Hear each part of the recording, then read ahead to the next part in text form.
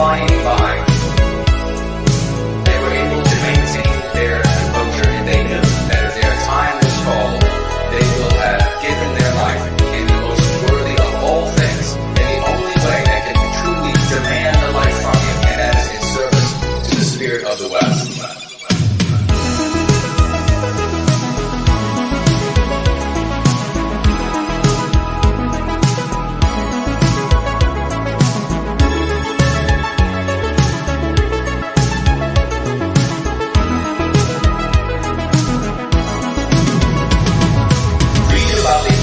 Western time. Throughout all of our history, in the midst of combat, bullets flying by,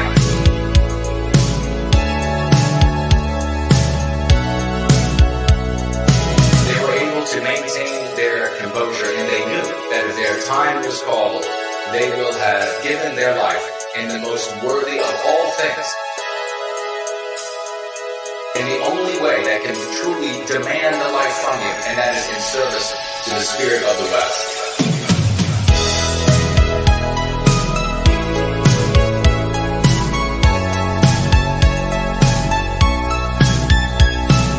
The spirit of the West.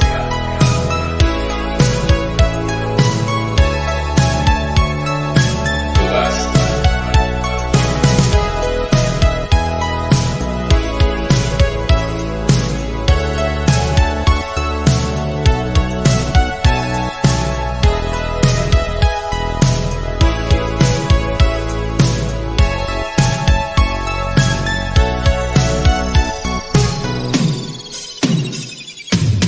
About the heroes of Western time.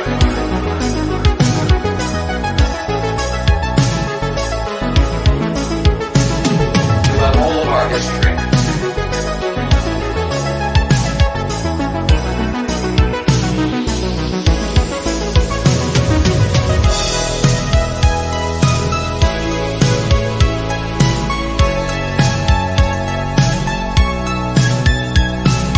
read about the heroes of Western time.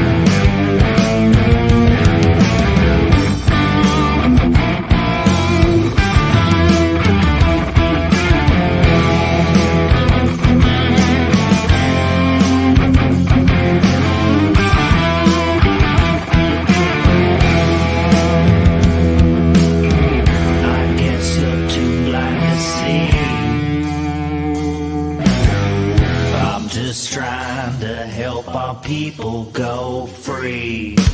I guess up to life to see. I'm just trying to help our people go free. I'm just trying to see. I'm too blind. I'm just trying to see. Go free. I'm just trying to see. I'm just trying to help our people go free.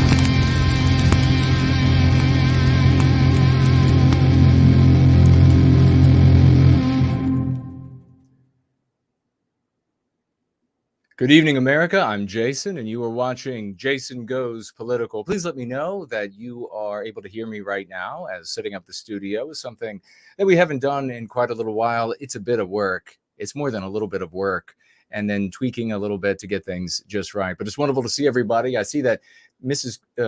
Mama, is it Cool Papa J Magic's mama, is having a birthday. So big Promethean birthday to your mother.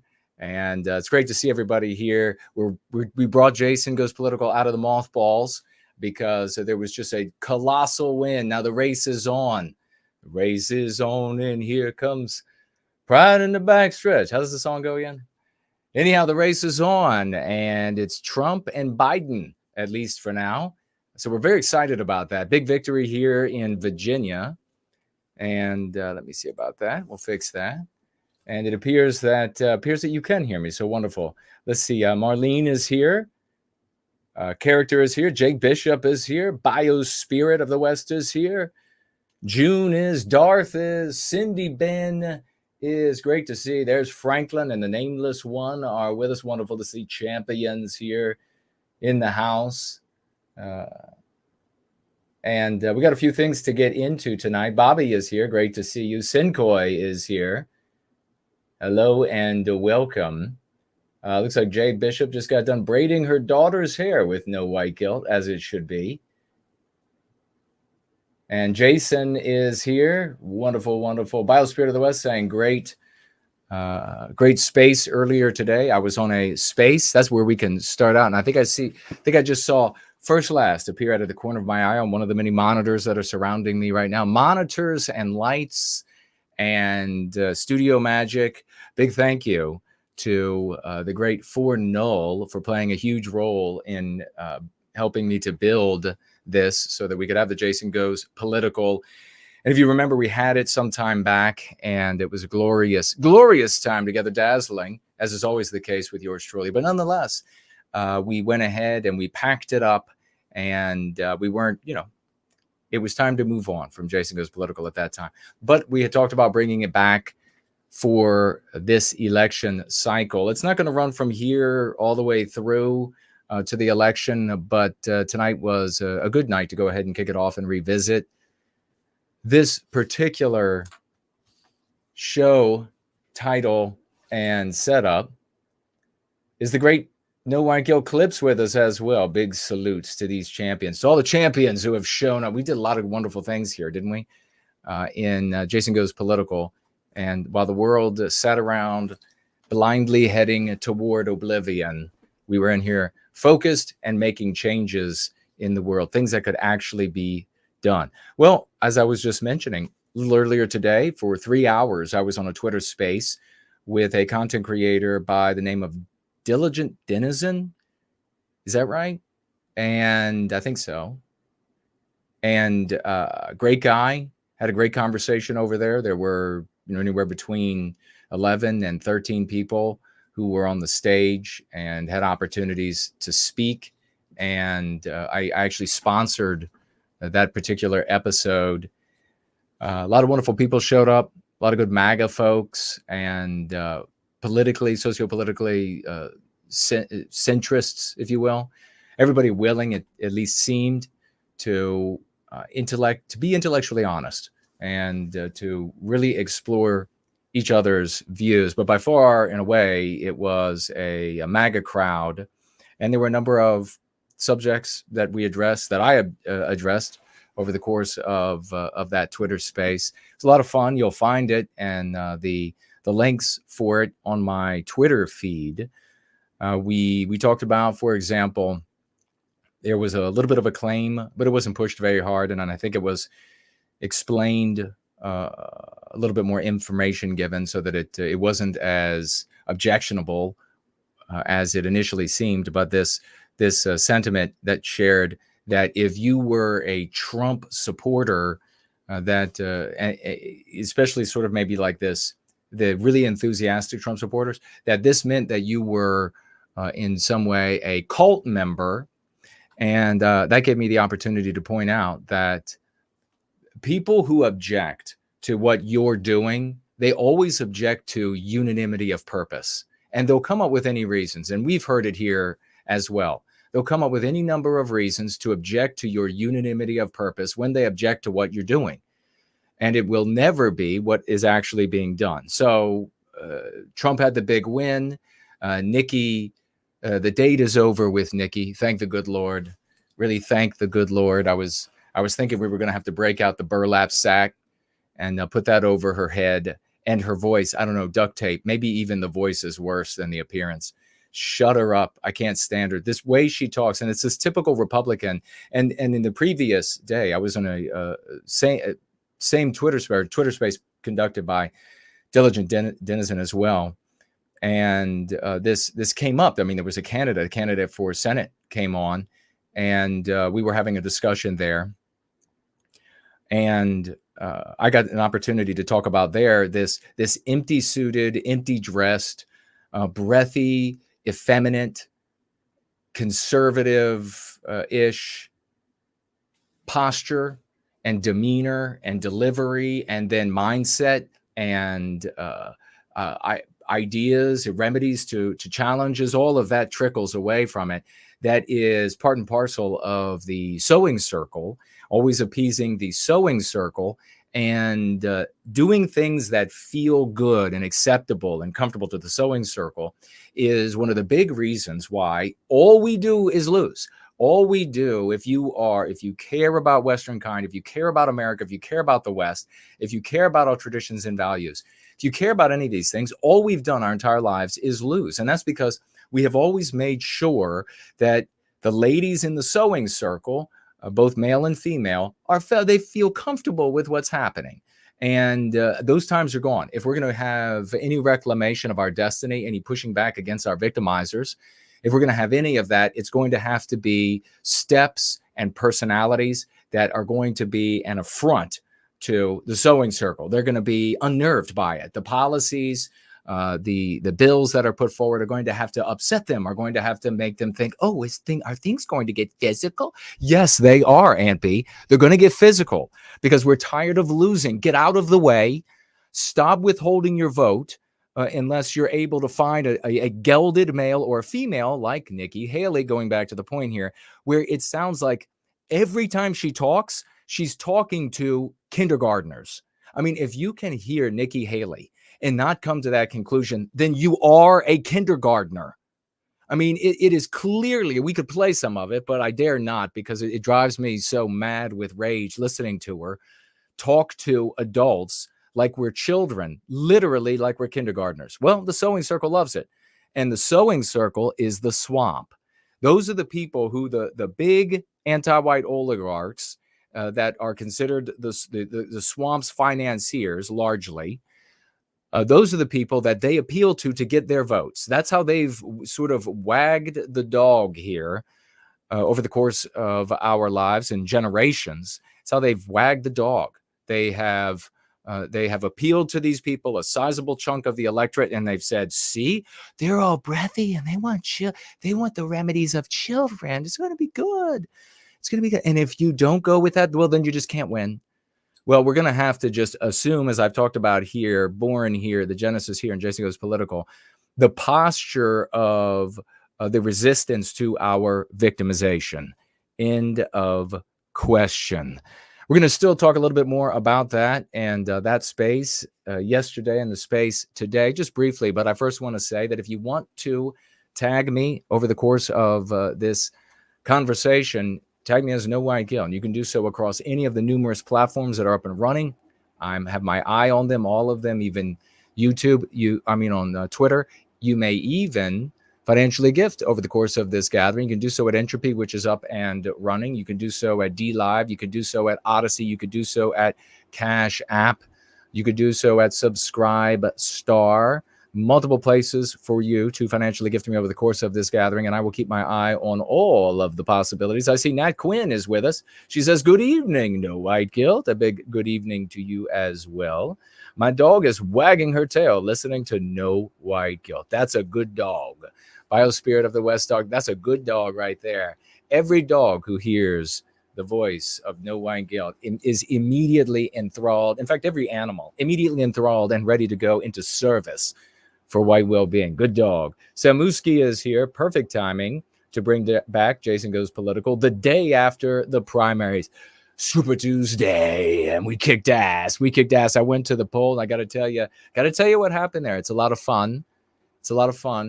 You all might get a kick out of it. I do see the great No White Guilt Clips is with us, and there is one of the demigods that lives here on occasion when he comes down from the clouds, lives here in service to White Wellbeing, and it is the one and only Fornola. Great to see you, brother. Great to see everybody that's here. Blonde Warrior is with us. Hello and welcome to you as well. Amandy Joe, welcome to you. Make sure you share that we are live. We're not going to be live forever, not going to be alive forever, so we need to make the most of it. Don't wait for me to go ahead and kick the bucket at some point and then say, we should have listened to that guy. More people should have listened to him. Things would be better if more people listened to him, but he's dead now. Yeah, I won't be able to do much, but better believe I'm going to be haunting the shit out of everybody who didn't support. So what else did we do on this space? Like I said, Diligent Denizen, you'll find him on my Twitter. Great guy. Had a great conversation. And there were other champions there, wonderful people to meet, a lot of MAGA folks, as I said, and people also interested in tech, big Elon Musk fans and supporters. So that was very interesting. But this accusation, circling back, of cult always comes from those who don't want you to have unity of action and purpose. Why don't they want you to have that? They don't want you to have unity of action and purpose because that's power. They say, well, if you all agree, well, that's strength. So I want you to imagine this. The metaphor for having a unity of ideas. So we have the Go Free practice, right? That's what matters to us in the world, to put an end to our victimization. So we can save America, so that we can save the West, so that this country and all Western countries can be wonderful places to live for all of the different groups of people who live in the West, right? So we have this unity of thought, this unity of movement and effort. And if you want to visualize this in a metaphor, you can see a battalion of troops, if you will, marching in perfect, maybe it's a military parade. You've seen this, and it's just, you can imagine, you've seen like the Chinese, these massive military parades in European countries in older eras, and you see the men, and they're proud, and their chests are out, and their chests are muscled, and it's all in perfect unison, all in perfect symmetry, and that conveys power. Why? Because it is power. The people who come along then and say, as they have to us here, as they are now saying and have said at other times about Donald Trump and the MAGA sphere, the people who come along and say it's a cult, what they're saying is, I don't want you to have that uniformity of purpose, thought, ideal, and power. I want you to be totally disorganized and arguing amongst yourselves. You know that's the case because right after they make the accusation of cult, they immediately say people aren't allowed to disagree. People aren't allowed to pull down, deconstruct, and unpack everything you've done and examine all of it. So now you can imagine, if you imagine the troops marching in harmony and in unison and strength of purpose, power. Now imagine what the people who are accusing you of being a cult would have you be. That would be a scenario where all of those men, instead of marching in unity of purpose and power, they're all doing their own thing. How much power does that convey? They all maybe have their own flags. They all maybe have their own musics. They all maybe have their own uniforms. They all maybe have, it's vitiated, friends. It's totally vitiated. Remember that. Every time somebody says, right now they're going to be saying it, you're going to hear it about Donald Trump and MAGA. Oh, it's a cult, it's a cult, it's a cult. Because they don't want unity of purpose. They don't want the power that comes therefrom. When they say it about this community here, oh, it's a cult, it's a cult, it's a cult. It's because they don't want unity of purpose and the power that issues there from. They want disorganization. They want competing ideas, vitiation, and therefore a total lack of strength, i.e., weakness. Remember that. Remember that. We also talked a little bit about echo chambers, and there were people, I think good-intentioned people, who argued against tribalism, who argued against echo chambers, and these are the sort of arguments that you find in our conservative circles, and they are injurious, they're deleterious, they're pernicious, and they need to be addressed, and they need to be addressed in a polite way, but an aggressive way. Because again, when you're saying that we can have an echo chamber, that's saying we need disagreement in our midst. Absolutely, we do not. I mean, for one thing, not everybody who is one of us knows everything there is to know about our cause and what's happening and what's going on and how to respond to adversaries or adversarial people. And they need to learn that. How much are they going to learn if you're in there saying, well, we need disagreement. We need heated disagreement about our position in here. They're not going to learn squat. They're going to come away muddle-headed. The tribalism is another way of saying, it's a sort of a politer way of saying cult. There's tribalism, and we have to oppose the tribalism. You know, I've listened numerous times way back in the day to anti-white leftist get-togethers, and I never hear them talk about how they need less unity. No, they are busy pruning off anyone who disagrees. They're busy pruning off anybody who pushes back. The least bit of pushback, you're gone. They burn you at the stake. Why? Because unity of purpose is power. That was another thing we addressed. And I mentioned also there was a little bit of the claim about how in a communal conversation, the conversation can lose a lot of the nuance. So I mentioned Gustave Le Bon and The Crowd and that book that he wrote, and how this is natural for the human animal. This is natural. And if this wasn't the case, we would never have achieved anything. We need things to be able to be set into the body of the people. It's a reality of the human condition that is a power, it's a boon, and something that we just have to accept, that this is the way the world is. We need to be able to set things free. They lose some of the nuance. They're pointed in the right direction, and therefore a broader sum of people can get their shoulder into it and make it happen. So that was another thing that we addressed. There were a few more. I mean, the topic of the Trump derangement syndrome came up, and I didn't get an opportunity, TDS, I didn't get an opportunity to speak to that. But really, what is Trump derangement syndrome? It's anti-whiteism.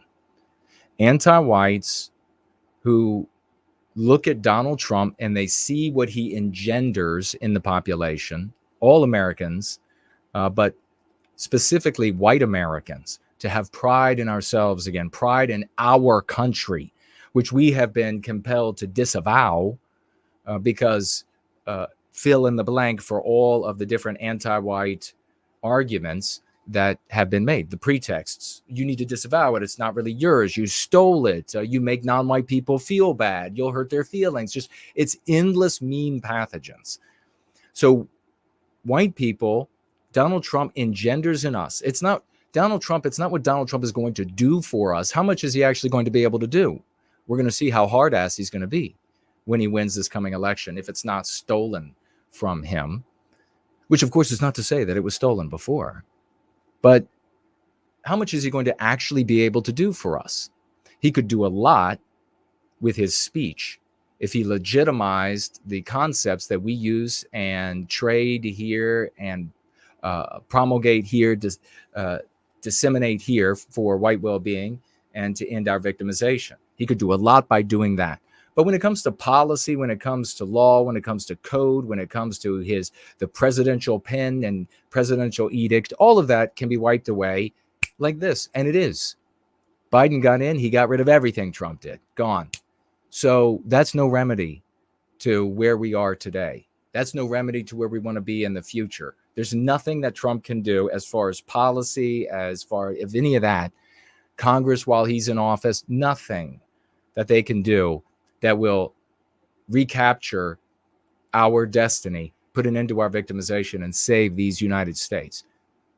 But there is something he can do with these concepts. By legitimizing them, he sets free a new moral imperative into the world. And that moral imperative designed to undermine the anti-white, immoral moral imperative of anti-whiteism, the social morality of our day. That's what he can actually do while in office. Anti-whites are aware of that. Even the dumbest of them are aware of it. They can see white people getting excited. They can see white families going out and celebrating, running the flag up the flagpole again. They can hear them at the office excited, and they can see that pride beaming from our faces. They can see non-white patriotic people joining us in that sentiment. And they can see, by way of that, the power to defeat them. That's why they hate Donald Trump. That's why they go crazy. Anybody but Trump, anybody. And even on the Republican side, these Nikki endorsers, they also are anybody but Trump for the exact same reason. They're anti-whites too. You have a conversation with them and you'll figure out real quickly that they are either as anti-white or nearly as anti-white as your average Democrat voter. That's what Trump derangement syndrome is, and you can share that far and wide if you'd like, to try to bring people around to the reality of our condition here. But let's get a big celebration for Super Tuesday and the victory that we had with big time Donald Trump kicking ass. How many of y'all went out and voted in the primary yesterday? Let's see if we can get this up and rocking and rolling. It should be able to come up on the screen, but we'll see. Whoa, look at that. What do you know? It's on the TV.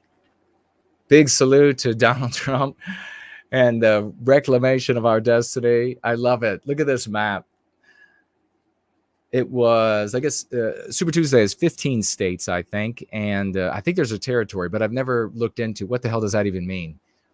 What territory? Maybe one of you can tell me. It doesn't really matter. But there were people who were worried about Virginia. I was not worried about Virginia going for Trump over Nikki because, yes, Virginia, right outside of Mordor on the Potomac, is absolutely surfeited with federal employees. It didn't used to always be that way. There used to be more of an even mix, maybe even more federal employees in Maryland than in Virginia. I wonder why they don't live in DC. I wonder why. It's kind of like there are videos going around everywhere of the reasons why they don't live in DC. But it was kind of like an even mix, maybe even a little bit more in Maryland. But Maryland and Virginia and Maryland, this is what people love to talk about, like the locusts, the anti-white locusts. How is this happening in Virginia? Why is everybody missing this? Or so many, I guess, missing this. Why are so many people missing this? Maryland was far more anti-white than Virginia. So they voted in more and more anti-white policies. And over the years, Maryland, where it abuts the nation's capital, has become a shithole, has become an anti-white leftist shithole. Naturally, these anti-white scum leftist bastards don't want to live in violent, crime-ridden, super high tax rate shitholes that hate everything about maybe anything that they hold on to from their history in America. And so what do? They all move to Virginia. And what are they doing in Virginia? They are transforming Virginia into Maryland. So when people talk about, well, Virginia's a purple state now, make sure the conversation includes the fact that so many of these anti-white POSs have left Maryland because of what they've done there to live here in Northern Virginia, employed by the federal government. And there's some big tech here in Northern Virginia as well. Very wealthy, unbelievably wealthy. And really massive wealth right beside pretty significant poverty, as you see in numerous places around the country. But having said that, the Republicans in Virginia are still overwhelmingly, maybe I could almost say, not the establishment Republicans. There are still a lot of good old boys and good old girls and people who object to what's been happening to America. So I knew that Nikki was not going to walk away with Virginia just because Virginia has fallen blue the past few election cycles, the federal level. But nonetheless, it was glorious to see Trump come in as the God King Emperor and a victor over Nikki, the scumbag that she is, the swamp scumbag that she is. And I do want to point out in all of this victory, there is a loss for Trump in Vermont. I just would like to pause for a moment on the fact that Vermont is almost 100% white. But I thought that, the J-Spergs tell us that all you got to do is get rid of that entire community and then it's all good. You got to worry about it anymore. Except Vermont, a state that is 96% white, I think. Can you even imagine? And they're anti-white as all hell. It's sewing circle territory as all hell. So keep that also in mind, that the Republican voters in Vermont are radical anti-white Republicans. They're white and they're anti-white as all hell. No, they don't want Trump. They want Nimrata. They want Nimrata talking to them like they're in preschool and carrying out anti-white objectives. More wars, more taxes, more people flooding into the country with these absolutely vapid, ballless efforts, gelded efforts to stem the tide by sending more border agents down there to process these people coming into the country, and then giving them, by way of processing them, giving them legitimacy that they can then use to apply for citizenship. And numerous other ways. Look into it for yourself. I don't know all the details, of course. It may be the case that they can go every single day to the congressman in the district they live in and apply for a change of status. That may be the case. You might want to look into it for yourself. But it may be the case that, it's interesting how the number of illegal people in the country, or criminal intruders, however they are being phrased now, never goes up. Do you know why that is? Because they're made citizens. That's how that is. They keep pouring in, but the number stays the same. And everybody just automatically says, oh, well, they're just lying about the numbers. They don't have to lie about the numbers. They make them citizens. They're no longer illegal when they make them citizens. So huge victory for Donald Trump. And now the race can really get underway. And that's why we rolled back in Jason Goes Political. Jules C. says, old Vermonters were too tolerant, man. It was a great culture, but so vulnerable. Yeah, exactly. This is the white people are not inured to multiracialism. And we've demonstrated that for how many generations now? Generation after generation after generation of having the absolute shit beat out of us when it comes to a competition of peoples.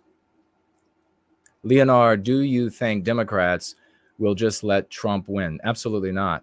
But I think when we say Democrat, we got to be careful because we don't anthropomorphize here parties or ideas, ideologies, etc. So there are going to be Democrats at various levels that are going to try to do everything they can to stop Trump, whatever that might be.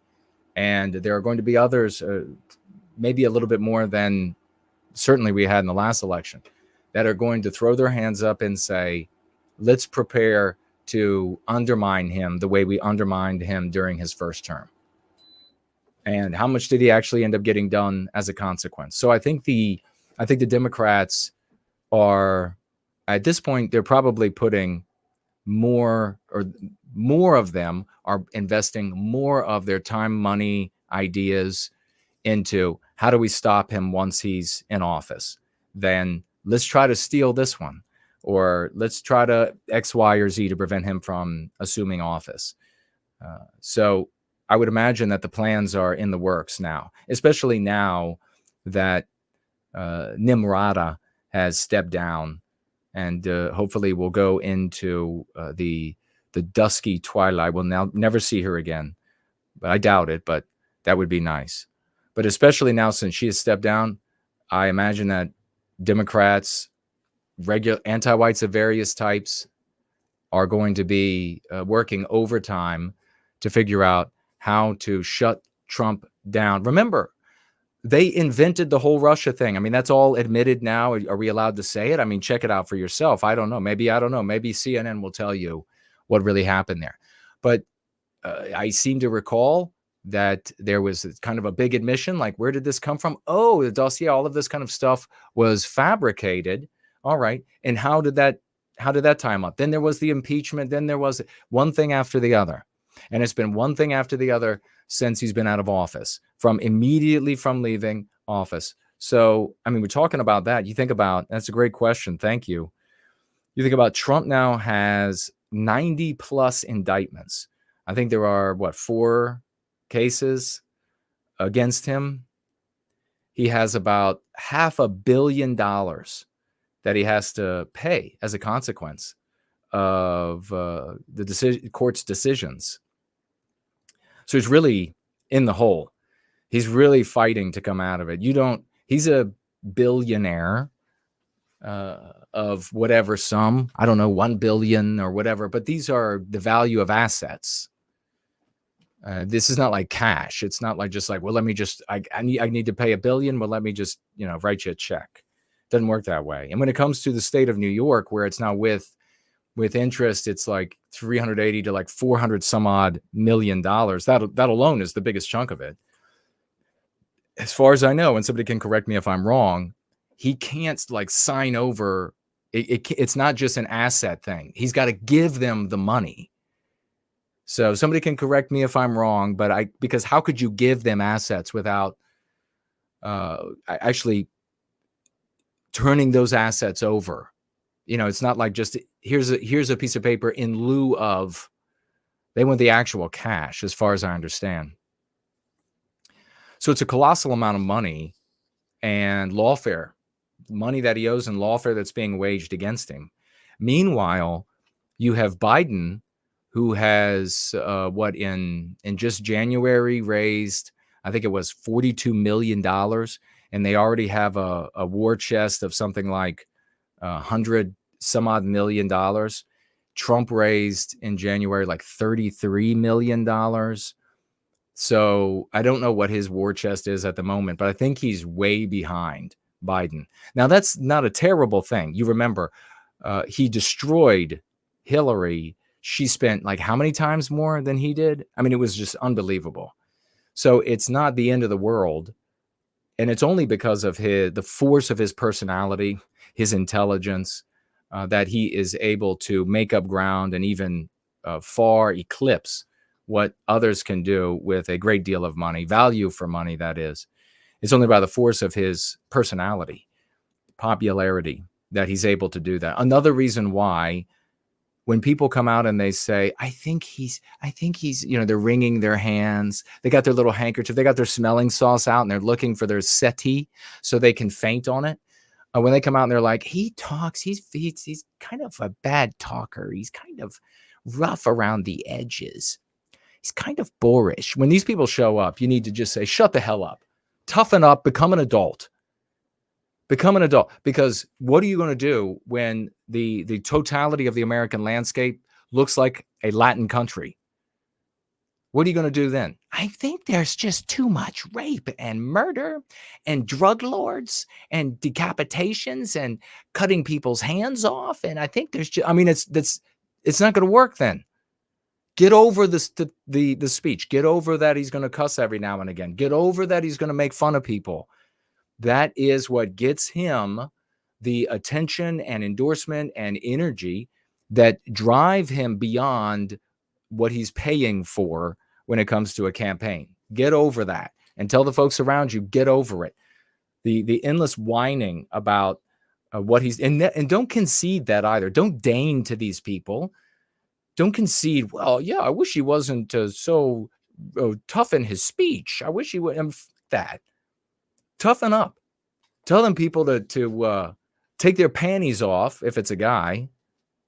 Say, come out of your panties, buddy. Toughen up. And if it's a lady, say, well, this is the reason maybe why you shouldn't vote anymore. You can't handle a man being a man. Then maybe you shouldn't be allowed to vote. Good God. This is the jungle that's creeping in around and into Western civilization everywhere we look. And you're worried that he's going to call somebody a name, that he's going to make fun of somebody's looks. Get over it. If I were him, I would have been making far more fun of Nimrata's looks and how she tries to use feminism to browbeat men, and I would have gone after all of that relentlessly.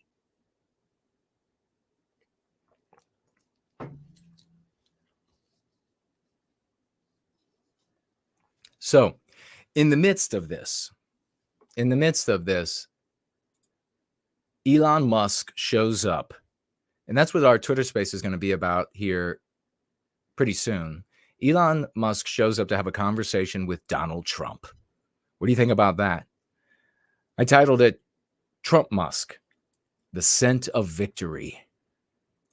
Musk has had everything he's doing hampered and undermined by radical, leftist, anti-white, America-hating scum, all the way to the point where they were even suing him, and the case is probably still going on, federal government investigating whether or not he's being discriminatory by not hiring illegal aliens or foreigners, even of any stripe, I should say, whether it's with a visa or not, to positions that require security clearances, which he would have been in deep shit had he done so. So it's both directions. They're coming after this guy. So much so that you can see you can see the same strictures, the same censorious endeavors on Twitter, which is what I'm going to keep calling it, since that's the way it's behaving again. Reemerging, the pronouns, the hate speech rules, and all of this other business. Now, coming back, this is Musk saying, Uncle, you can have these things. Stop coming after me. They're coming after him. Why? Not because he cares about white people or because he cares about America. It's the same thing with Trump. He is merely getting in the way of anti-white agenda. Anything that gets in their way, they are going to attack. Anyone that gets in their way, they are going to burn to the ground. So they're coming after Musk. They even, Biden had the summit, the EV summit, didn't invite Musk. Are you kidding? This is a very clear effort, and on numerous levels, that he is under total siege by the federal government, by anti-whites in the private sector as well. And so naturally, he's going to want to push back against that, get some relief, if he can, at minimum, from the federal government. He said the other day that Biden should be charged with treason for importing voters. And I find it so comical that these Democrat anti-white bastards, these POSs, they're all on their shows. They're saying, what do you even mean that they're going to, everybody knows the numbers, the percentages of these people. Of course, there are going to be some who are going to say, well, I think I'll actually vote against these people, these Democrats who want to just give me everything for nothing, just for my vote in return. Of course, I want to vote against them because I can see the long game and it'll be better for me to not take all the freebies. Of course, there'll be some, but the vast majority are going to vote Democrat. So it is importing voters. So it's a brilliant idea. Impeach and try for treason any Democrats who have kept the border open, who have continued to endorse policies to bring people in from Central and South America that are problematic for this country. I do not want a Latin country. If I wanted to live in a Latin country, I'd move to one. This is the White West. Other people are allowed to live here. But when you show up, you're going to have to take whatever is normal and natural for you, wherever you came from, and you're going to have to get rid of it. And you're going to have to imitate us because this is our country. This is not multiculturalism. This is our country. Hello, come on in. Now you get to imitate us and respect our laws, respect our norms, respect our codes. And if you don't like that, then our house isn't for you. And I'm not going to go move into any of these other countries either, where I would, if I moved there, submit to their norms and their customs, etc. So you're welcome. Come on in. Musk and Trump need each other. Trump needs Musk's support in a couple of ways, not the least of which is money, which Musk has a great deal of. But he also needs just his name recognition, his endorsements for Donald Trump. That, of course, will benefit Trump as well as the money, which he needs more, of course. Musk needs Trump back on Twitter. And I don't know if there's some sort of a non-competing agreement between Truth Social and Twitter and when that expires. I heard some people mentioning that, but I don't know about that. I think they would find a way to get around whatever hurdle there might be to get Trump back on Twitter to really bring in the eyeballs, because you start reeling in them eyeballs in massive numbers to this great commander-in-chief, and more advertisers are going to really start to feel the pinch of, my God, that would be so nice to get in front of all those eyeballs. And I'm sure the prices now are quite favorable to these big companies. They need each other.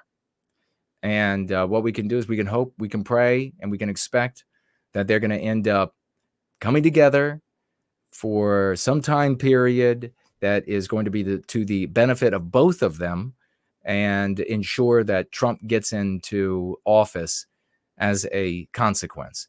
Don't mistake for a moment Musk's support of Trump. This is not Musk being some great fighter for freedom of speech or the liberties of Americans. Remember the reason I explained why he purchased Twitter in the first place. That still holds true.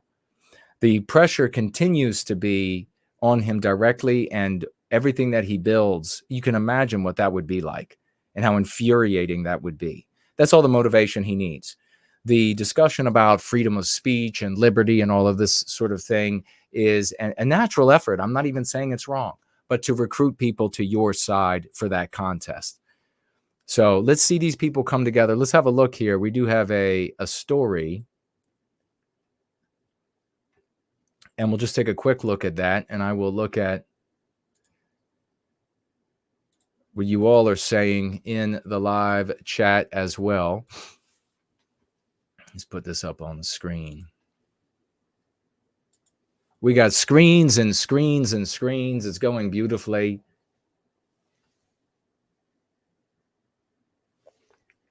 Marlene says, no way, guilt. Did I tell you how sharp you're looking tonight? Well, thank you so much. I really appreciate that.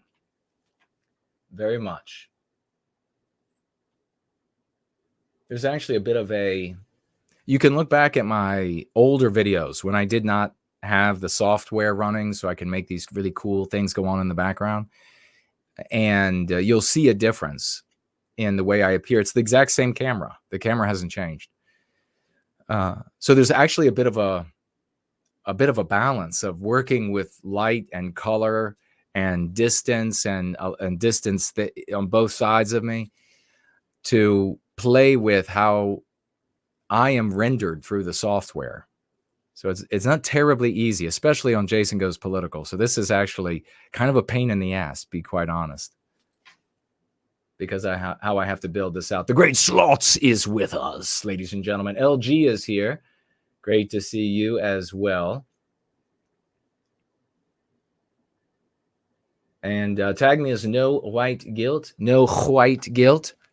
If you have, actually, that just reminded me of a, I'm not going to tell the whole story. I can't. It would have to be for like an OnlyFans story. But my friend had it was one of my friends that was I've mentioned to you all over the years, I've had two friends that were pretty boys. And this was one of them. And he wanted to drive down to a university where he had a stunning girlfriend. And I said, I don't want to go because I'm not going to just travel around third wheel. Forget about it. And he said, okay. She'll bring a girlfriend with her. And I said, no, because I have an idea what that's going to end up looking like. And he said, no. Well, I'll make sure. So he comes back and he's like, okay, she's actually an exchange student from Spain. And his girlfriend said that she looked good. Well, when I got there, she was a little too forward for me, but she wasn't bad. She wasn't bad, looking, but I just remember her saying in this kind of a weirdish, unexpected accent, and maybe it was even regional in Spain, but she was like, Jason. She got like up on me, Jason. And I was like, I can't say the rest of the sentence. Oh boy. For those who know, they know, but otherwise, Jason is all you're going to get to hear about what happened on that trip. Julesy says, are you planning a topic on white rural rage? This is the book. Is that what it is? It's a book, yeah? Tag me again, Julesy. Let me know. LG said she can almost smell the victory. Yep. Trump Musk. I should make that into a shirt. Trump Musk. Leonard says, what do you think about accelerationism and the thinking that you can't talk your way out of the tyranny? Accelerationism is another way to say just making everything worse. When things get worse, they'll get better. But And the reality is that when things get worse, they just get worse. The problem is that Western kind has been subjected to psychological warfare called anti-whiteism. And as a consequence, there isn't an amount of bad that will automatically create a oppositional pole, gravitational pole, around which people can begin to orbit and push back. That it can't automatically happen anymore as a consequence of the closed system that we're in the West and the psychological warfare that has been applied to us. You can look for that reality in places like Rhodesia, South Africa, but you can also look to that reality in cities across all of our countries, towns across all of our countries. At no point was there some spontaneous resistance. Now, can we, when you say talk our way out of it, talking is thinking. Thinking precedes action. There is no action without thinking. So we need concepts, which is what we do here, that undermine the psychological warfare waged against us so that we can think in our own defense, therefore talk in our own defense, which will enable us to take action in our own defense. There's no hope otherwise. You can look to us in South Africa, where there are ritualistic rapes and murders, tortures, and there's nothing ever bad enough that suddenly, magically, spontaneously creates an oppositional pole. Because an oppositional pole without a moral matrix is impossible.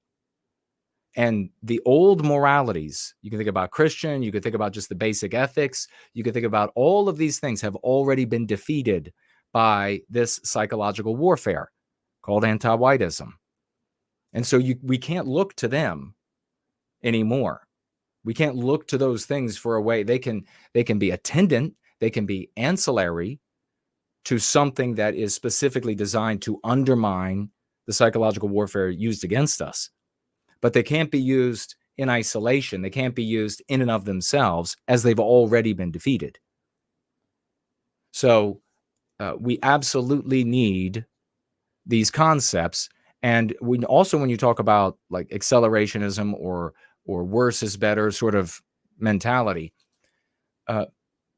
it always ignores perception, because right now it's bad enough for there to be an oppositional pole. 20 years ago, it was bad enough for there to be an oppositional pole. Even further back, it was bad enough for there to be an oppositional pole and pushback against this. Why didn't that happen? Well, because the psychological warfare manages perception. And so they will be able to manage the perception all the way down to far worse than you could have ever imagined. And again, you can look to our cities, you can look to our towns, you can look to Rhodesia, South Africa as evidence of this.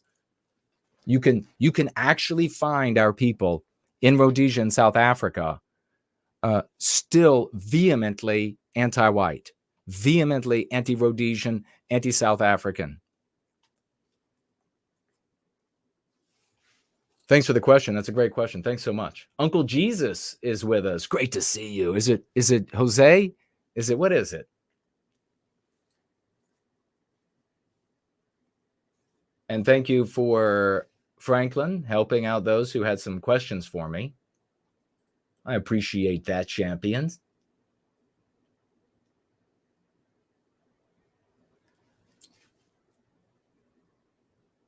We have, looks like Linda is here. Anglo-Saxon is here. And I want to welcome all and any new folks who are showing up. Oh, so Mestizo Carf said the accent of southern Spain is very thick. So maybe that's where she was from then. Raison. I'll never forget. I'll never forget that. Raison. I mean, it was interesting. Slot says, taking a social what is this? Taking a social medium without social skill, you lose. You are a craven individual. Yet very well put. Good. Nicely said, brother.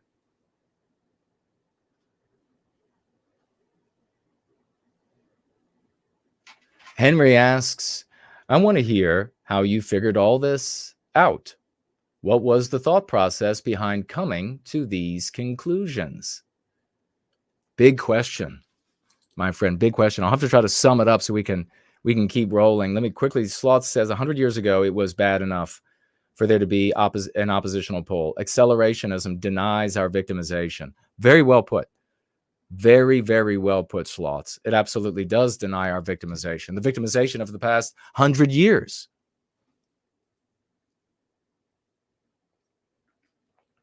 Yeah, precisely. It's like we're not suffering. That suffering wasn't legitimate suffering, and our suffering today is not legitimate suffering. Yes. So, Henry, as we take a look here on this story, I will say, there you can see Trump meets with Musk and Republican donors in Florida. Yes. And then look at the Reuters. Look at this picture they use of it. Always making him look as bad as they can. They're like, he's sweating. He's in the middle of speaking. He's obviously going to have makeup on because of the bright lights. Just awful people working there. How did I come to these conclusions? Well, in a nutshell, brother, at around 11 years of age in junior high school, I began 11, 12, 13. I began asking the teachers and the rest of the staff there at the school about what was going on in the world. Why is it, for example, that we, just because we were white kids, were made to hate ourselves? Why was it moral for us not to have a people? And why was it moral for us to disavow our people's creations? Why was it moral to celebrate the non-white people and their creations and their identities as a people? And we were told that they were special and unique, which meant that we weren't, because how do you get to special, unique without something that is not those things, like this base? That America was a bad place. America were bad people, and on and on and on. So I began asking because I didn't understand. I was confused. And how did they know that they were coming to these conclusions that were harmful to the country? And I discovered, much to my chagrin, that it wasn't a mistake, that they were actually for totally destroying America as the vast majority of Americans understand it, identify with it, want to perpetuate it, take pride in it. They were totally aimed at destroying it. And so from that point forward, I became a champion as a proud little Southerner here in Virginia, and an American. I had a jacket that said American by birth, Southern by the grace of God. By the time I hit 17, 18 years of age, I started joining groups, but far more groups I helped out that were historical in nature, that were socio-political in nature. And I dedicated my life to it, trying to figure it out. What's the key? What's the way through all this?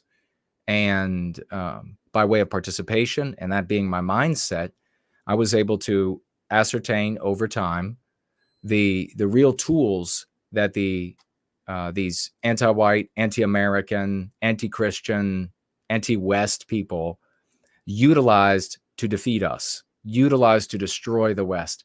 And I developed concepts and then put them to the scientific method. Where they worked, they were retained. Where they failed, they were discarded. I also evaluated concepts, approaches, etc., that were created by others. And I submitted those to the scientific method.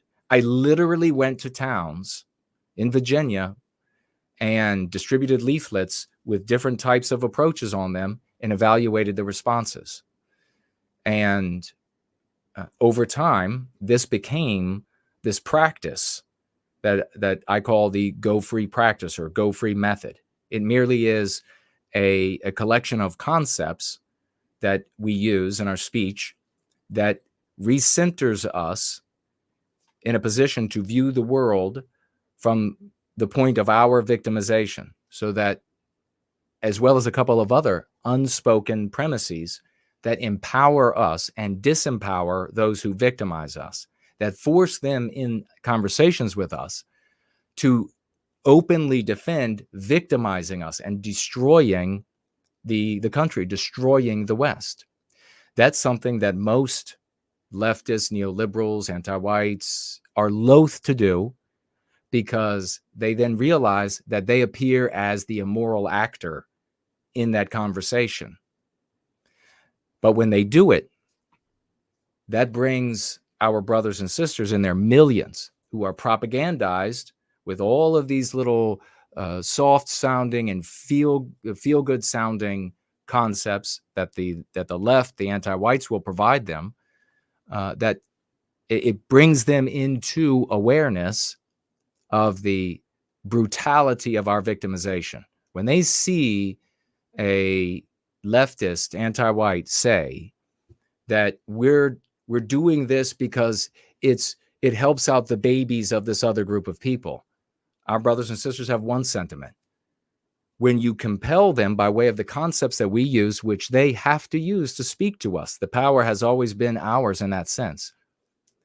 When they do that, they then have to argue, you need to be victimized because of X. And that lands very differently on our brothers and sisters when they hear that. They say, wait a minute. We've proven that here, just in this circle on the internet over the past 6-7 years, in spades, massive victories, and people's lives, and getting huge content creators to adopt the concepts that we deliver to them. Part of the requirement for those concepts is that they are curative contagions. And by that, we mean that they serve the interests of the individual, but they do so by securing the interests of the individual by way of the collective's well-being, which is imperative for any long-standing reclamation of our destiny. So it's, in application, it's something that you can pick up. It's a lifelong practice, but it's something you can pick up and get using right away, very easily, and have great success. But it's actually a very deep science, because we are against the psychological warfare operators of the oligarchs of the United States. So as you might imagine, this is not going to be kids' play. I mean, even Putin said nobody beats America in propaganda until us. Thanks for the question. Donald Trump met with Tesla CEO Elon Musk, one of the world's richest individuals, in Florida over the weekend, as the former Republican president seeks a major cash infusion for his latest re-election campaign. The New York Times reported on Tuesday. The Times cited the three people briefed on Sunday's private meeting in Palm Beach, but who spoke to the newspaper on condition of anonymity. Neither Musk nor Trump's campaign immediately responded to Reuters' request for comment. Trump, whose own personal fortune took recent hits from judgments against him in a New York civil fraud case and a separate defamation trial, is aiming to line up additional major contributors to his campaign for president. With a net worth that Forbes magazine has put at around $200 billion, Musk has the resources to almost single-handedly offset the huge financial advantage that Biden and his supporters are otherwise expected to wield over Trump in 2024 general election. So there you have it, folks. Trump Musk, the scent of victory. I can almost see one of those like cheesy commercials. They still do these commercials. I don't watch TV anymore, but they still do these like cologne and perfume commercials, and you have no idea what's going on. It's like some guy with a chiseled body, like water goes across his body. And then some girl, she's draped in some sort of sheer thing that somehow also gets wet, but you're not exactly sure how. And it's a little bit, and then so every now and then it's like a little whisper, like, I don't know, he said. And then at the very end, it's like Trump Musk. At the very end, Trump Musk, scent of victory. $400 a bottle. I'd buy it if I had the money. I mean, people are buying his ugly ass shoes. I can't believe it. It's really a testament on the lack of taste in the country, but it is what it is, you know? What else do we have here but Rima? Oh, Rima. What's happening in the good old US of A when you have people like Rima who make $200,000, almost $200,000 at her previous position in a country where I think they said the annual income, $2,500. So she was getting paid by the United States to be there working for the VA, might have been the Philippines. We'll bring it up though. Perhaps you heard about this. The victory kiss was banned by her. And an obvious case of white erasure, if you ever saw one. GOP lawmakers ripped VA for memo to remove iconic World War II victory kiss photo, demanded author be fired. Rima Ann, her name was, I don't know if it was always Rima Ann, but it's Rima in all the old articles. And I've also not seen a first name with a capitalized letter in the middle of it. No space. But hey, white standards, white norms, get rid of those things, right? Rima Nelson said concerns about the non-consensual nature of the iconic 1945 kiss photo. By the way, do you know that sailor was there with his wife? His wife saw him grabbing women and kissing women all over the place out of his just elation that the war was over and he lived and etc. And his wife didn't have any problem with it. So I guess gone are those days that men are not just like the boys of females who are wannabe men. Gone are all those days because now we have the anti-white Rimas of the world, and she's been doing quite a job. I'll tell you about it in a moment. First on Fox, 2 Republican lawmakers are calling for the removal of a Veteran Affairs official responsible for a since rescinded memo that directed the removal of the iconic VJ Day in Times Square photograph from VA health care centers.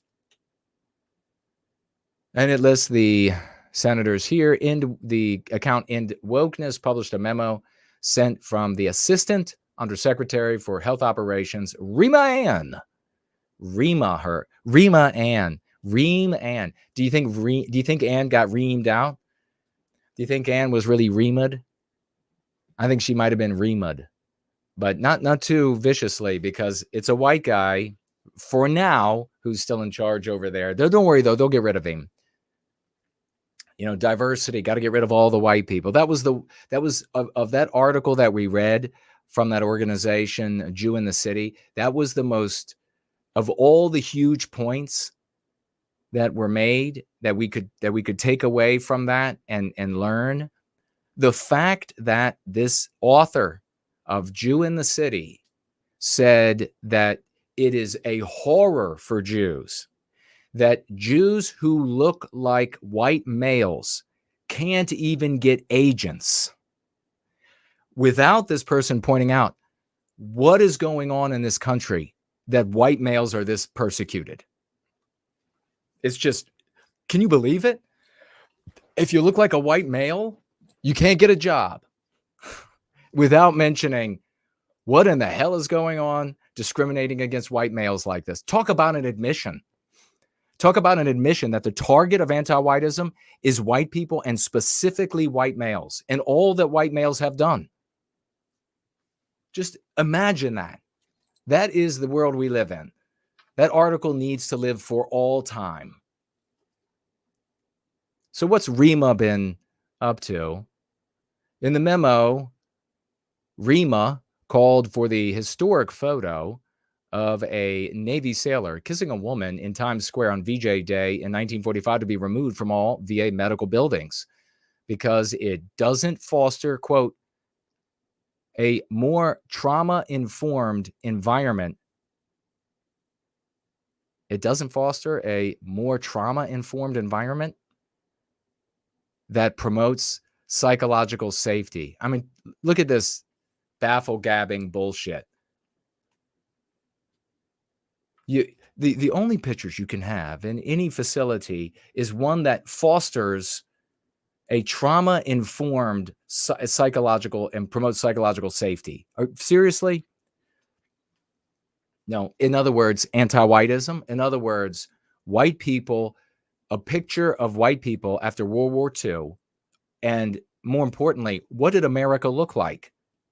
What did America look like not long ago? A lot of these people are still alive. So in other words, who made America? And you look out at the streets and it's all white people. A non-white person here or there, that was the reality, but it was white people. And white people were in jubilation. They could not have been happier, and really summed up in this photograph of a white man kissing a white woman. And little did y'all know, his white wife standing right there as well. That's what Rima saw. And Rima doesn't like that America. Rima doesn't like the fact that she doesn't identify with the founding fathers and the founding of this country. That's why the Rimas of the world made sure in Google's gigantic artificial intelligence elemental error that the founding fathers were depicted as non-white. You might laugh today. It won't be funny. It won't be funny in a number of years as they continue to do that sort of thing, continue to claim or begin to claim that George Washington had a black ancestor, and then and Benjamin Franklin was half Jewish, and on until they tear it completely down, till they've white erased it entirely. So this was just white erasure. That's what Rima was up to. That's what anti-whites are always up to. And because they can't say to white people, since they still have to propagandize us, going to that question a little bit earlier, when I was saying we hold the cards, we hold the power because we can decide with what concepts we will be spoken to. If they didn't need to propagandize us, they wouldn't. And then we wouldn't hold those cards. They would just force everything on us. And we're getting closer and closer to that day, my friends. Closer and closer to the day that Rima says, we're getting rid of this picture because white people don't represent America. That sentence is coming. Guaranteed. That sentence is on its way. But for now, she's got to say things like a more informed trauma-informed environment that promotes psychological safety. This, quote, this action is promoted by the recognition that the photograph which depicts a non-consensual act is inconsistent with the VA's no tolerance policy toward sexual harassment and assault, as outlined in the VA handbook.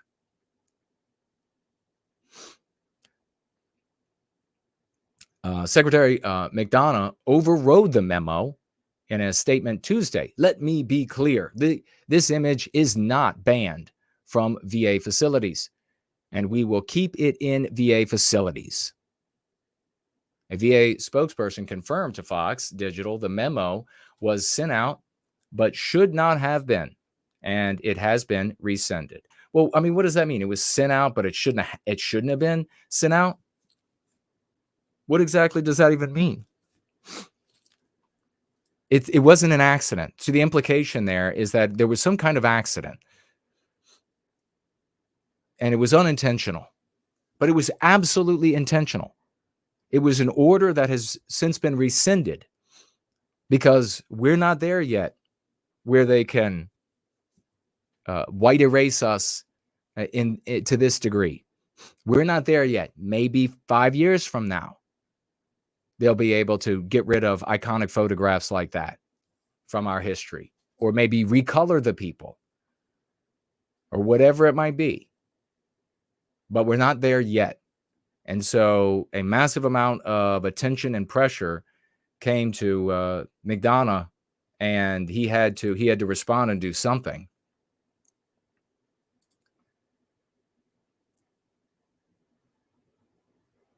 But lawmakers are demanding Rima's firing. She should be fired, 100%. Anti-white pig. They called the memo only the most recent in a long line of misguided actions and woke. You see, this is, we were talking about like the concepts. How did I come to know all these things? Do not use woke. I get that it's all over and that, you know, Fox News, they use woke and everybody, they're using woke. Woke is given us by our victimizers. We understand the world. We live in the world by way of our subconscious mind. What does woke mean? How do you intersect with woke, awake, versus asleep, in a coma, benighted, unaware? You are giving a positive to our victimizer and willingly adopting a negative for the victims. This is how psychological warfare works. I mean, I know everybody, God, you tune into some spaces or some streams and you'll find this, like the craziest things, like they're firing lasers at your pineal gland. And if they can hit your pineal gland in just the right way, and then they use crystals, and the crystals disrupt the pineal gland's riboflucin cells. And when the riboflucin cells are disrupted, they can control your thinking. Bullshit. That's not how it works. Human beings are animals. We have souls, I believe, and many do, but we're animals. And we are trained the exact same way that any other animals can be trained. The more intelligent, the more the training, the more the manipulation takes place in the cognition, in the communication, but we're nonetheless animals. This is how it works. And the power of it is that so many people are unaware of it, and they think, no, that can't harm me. That can't manipulate me. That's the power of it. You're manipulated. When you're saying, oh, it can't control me, you are demonstrating that you are being controlled.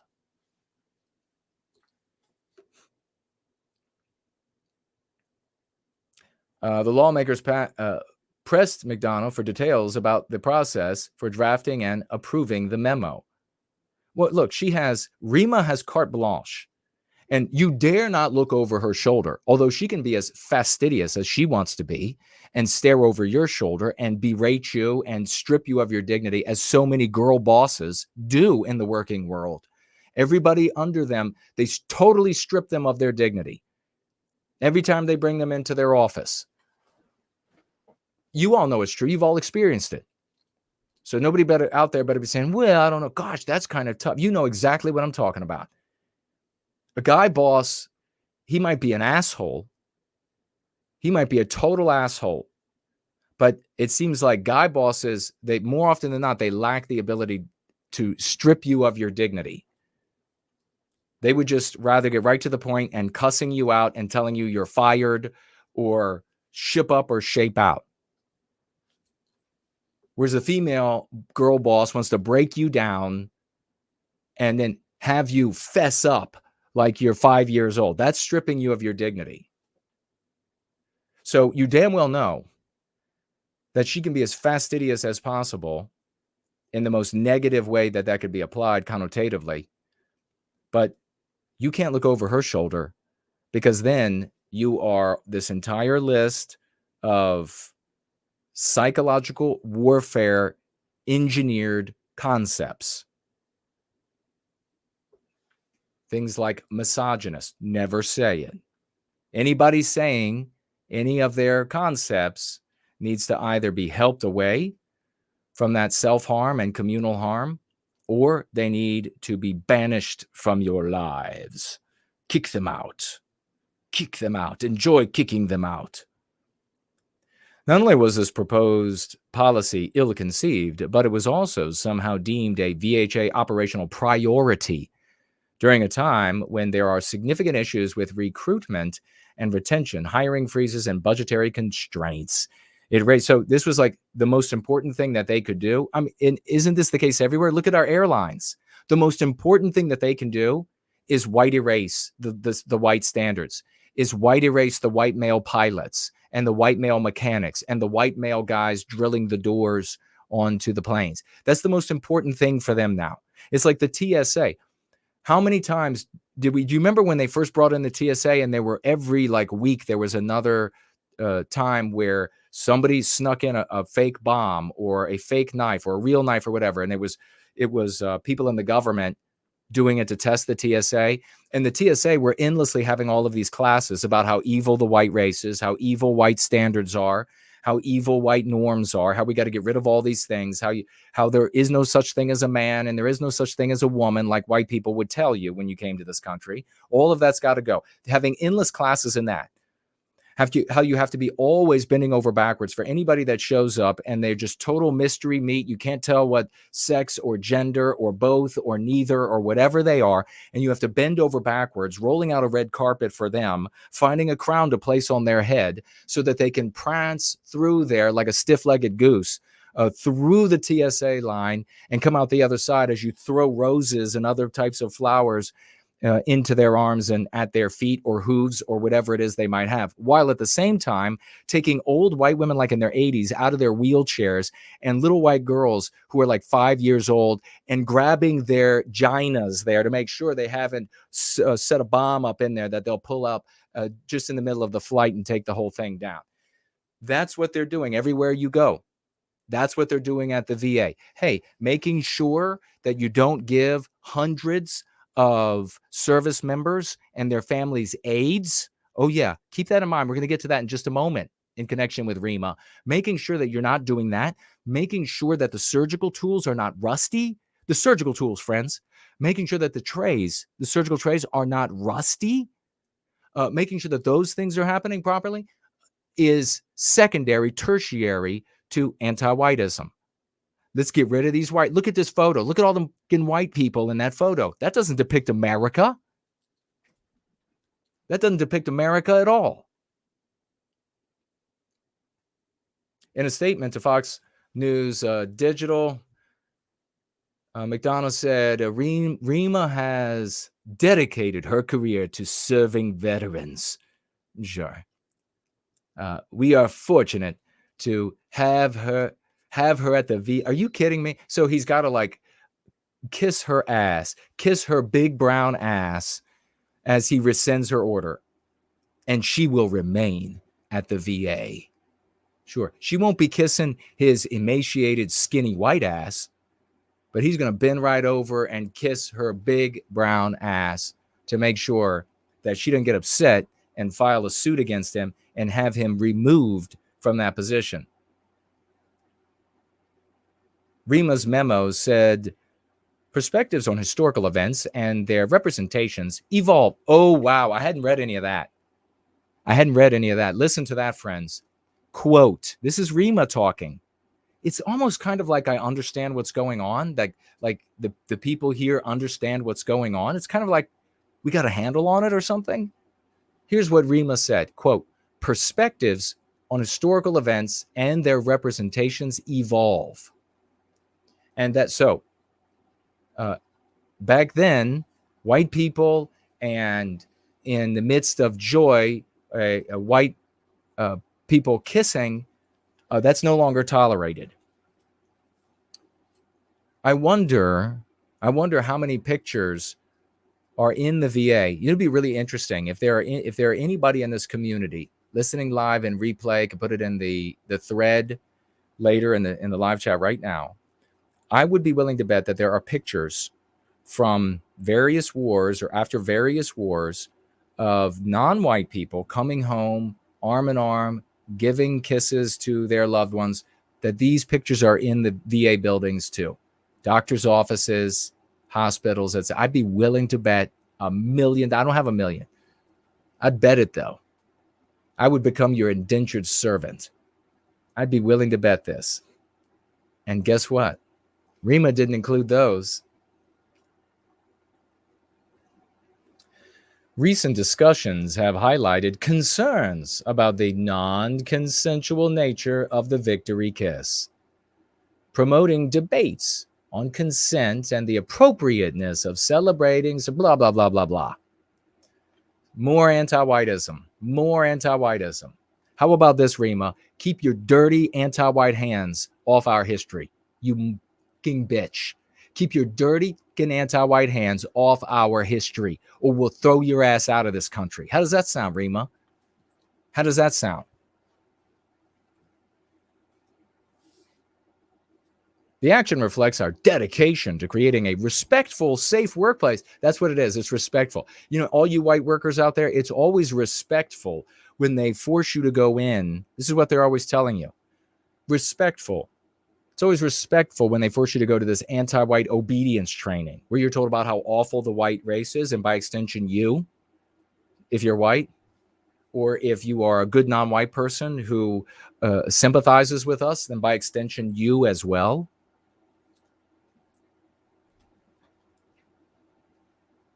It's always about the appropriateness, making sure that everybody feels good. Well, except for you, Whitey.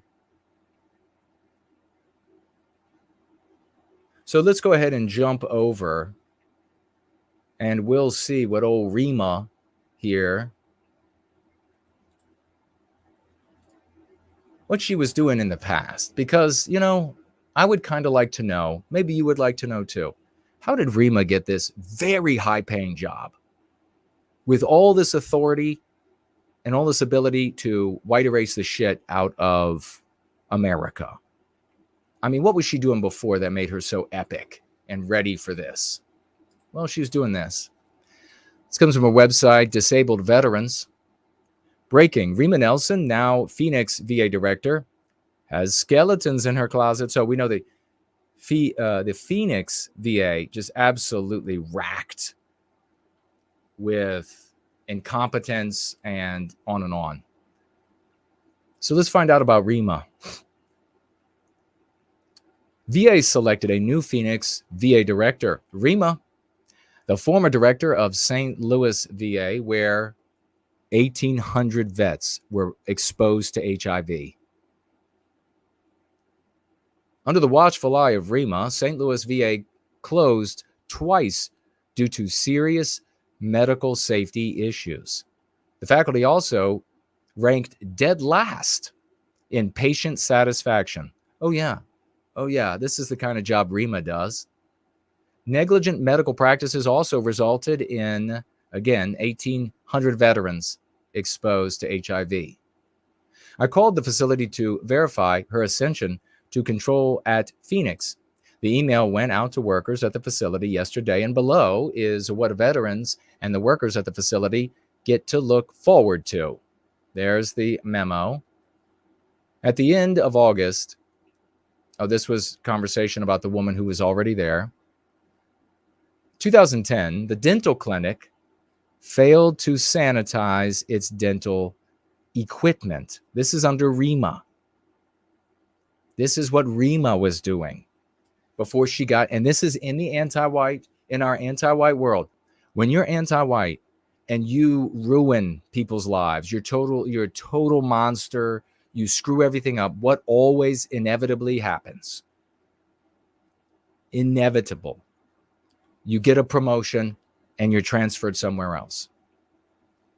That's what happens. Make sure that the story I'm reading here is accurate on your own. Please do your own research. And if you need somebody to go to, you need a recommendation, go to CNN. They always have the answers. Coffee, even at 10. When we're rocking it out, we can't help it. So they didn't sanitize the dental. Could you imagine? Somebody's going into your mouth with dental equipment. It's going to be cutting your gums. It always does. It can't help it. You don't even know most of the time. You can't feel it. 1,800 veterans and countless family members exposed to HIV and hepatitis. An inspection found that dental equipment was, quote, visibly dirty post-sterilization. Staff was not familiar with relevant VHA guidance. This is the people that were under Rima. This is the job she was doing. She should have gone to prison. 6 months later, the staff was still engaged in the same practice. So even when they came in there, they roll up and they're like, let's inspect what you're up to over here, Rima. And they find this beyond unconscionable, beyond wretched, beyond condemnable. They are still doing the same behavior 6 months later, still engaged in the same behavior 6 months later. In 2011, the facility also stopped performing surgeries once it was discovered that surgical trays were rusted. VA did not provide a clear explanation of how that happened. Surgical booties were left dirty, and the cleaning log reflected numerous errors. I wonder how many of those people were in those jobs because the VA, the government, was going out of its way to not hire white people. And remember, when you're not hiring for excellence, when you're not hiring for excellence, when you're not hiring for best person gets the job, you eventually end up with a total lack of competence. And that's what, of course, you've ended up with. You end up in the private and public sector. So that's what we have here. Wonder what kind of people were doing the cleaning and the logs and did all up. Was it composed of people who are members of other groups that are rewarded with preferential treatment and special privileges and freedom from responsibility when they've got to get rid of white people? Just like your qualification, come on in. These different privileged groups that like to call themselves victim groups. By 2012, another inspection found the facility nurses were not documenting their competency. Wow. There was also a lack of effective nursing leadership. Well, no wonder. Rima is the ultimate leader at the facility, where one nurse committed egregious acts resulting in death or near death of patients. These are execrable crimes, and she should have gone to jail. Instead of firing Rima, VA moved her to a foreign facility in Manila, Philippines. While there, she earned $160,000 a year. I'm not even going to tell you how many years I would have to work to gross that sum of money. As a brilliant white man, my ancestors built this fucking country. And as a brilliant white man, I can't get a job anywhere close to where this pig can get a job with the responsibility, but also the massive pay and praise that go along with it, the prestige that goes along with it. $160,000. She lived like a queen since the average yearly salary there was $2,500 a year. You can't even imagine. The Daily Caller came up with bad bosses merry-go-round terminology while trying, and see again, how helpful is that? How constructive is that?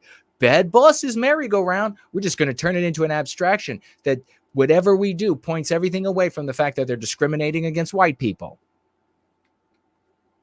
That's how people like Rima get a job and then can white erase us. No, it's just the bad bosses merry-go-round. Unbelievable incompetence. And get this. She was getting paid $160,000 a year to manage only 100 people. Do you want to know? I wish I could tell you. It's too embarrassing how much I was getting paid a year to manage over 100 people. It's way beneath that. Way too embarrassing. And it was not in Manila, where everybody else was making $2,500 a year. Now she'll be leading the scandal-plagued facility. This is back to the Phoenix, because this happened years back. And so this is the woman who was then elevated again, so that she could put all of her attention on making sure that these VA facilities' top priority are white erased.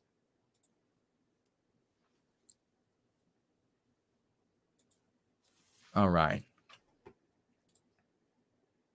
That's Rima. Before we get into our final story, we're going to open up the Twitter space. I'm going to see what you all are having to say and see if there are any financial gifts here. We have, let's give it up, big salutes over here on Dude Bro Moment platform. Dude Bro Moment, 50 White Wellbeing dollars. God bless you, champion. This is no longer entropy. This is Dude Bro Moment. For White Wellbeing and for changing the world, he writes. God bless you. I really appreciate that, dear friend. $50, only one over here on entropy. My computer could not exist, and somehow Dude Bro Moment would materialize, and I would see this brother reaching out through time and space. God bless you, man. Over here on Odyssey, I see some tags, but I don't see any financial gifts, so I will come back to you in those tags. Let's check out the live. See an ice cream. I don't believe this was from last time. An ice cream from Spartan. Thank you, Spartan, for the ice cream cone of cryptocurrency. I'll check out Rumble and the live stream on Twitter to see if there are any tags there in a moment. But before that, I will turn around here and we will have a look at Cash App and Subscribe Star, and we'll see if there are any financial gifts there. And then I will turn to you all and your tags, and we'll bring up Doritos Pedos. I do not know. Please investigate this for yourself, whether or not this person was or is an actual pedophile, or was or had actually made pedophilic statements. It's being reported that is the case. I don't know anything more than the report, so you check it out for yourself. And anything I say beyond the report is just merely my opinion. The great Clips is in the house. I want y'all to stand up and erect back, get some raucous emojis. Throw out them raucous emojis for Dude Bro Moment.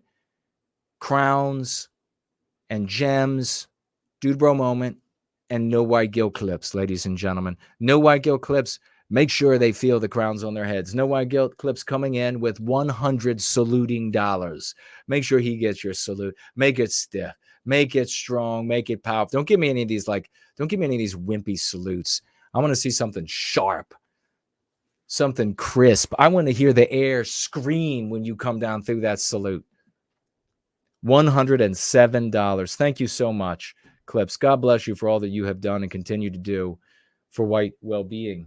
The end of our victimization, reclamation of our destiny, and the saving of these United States.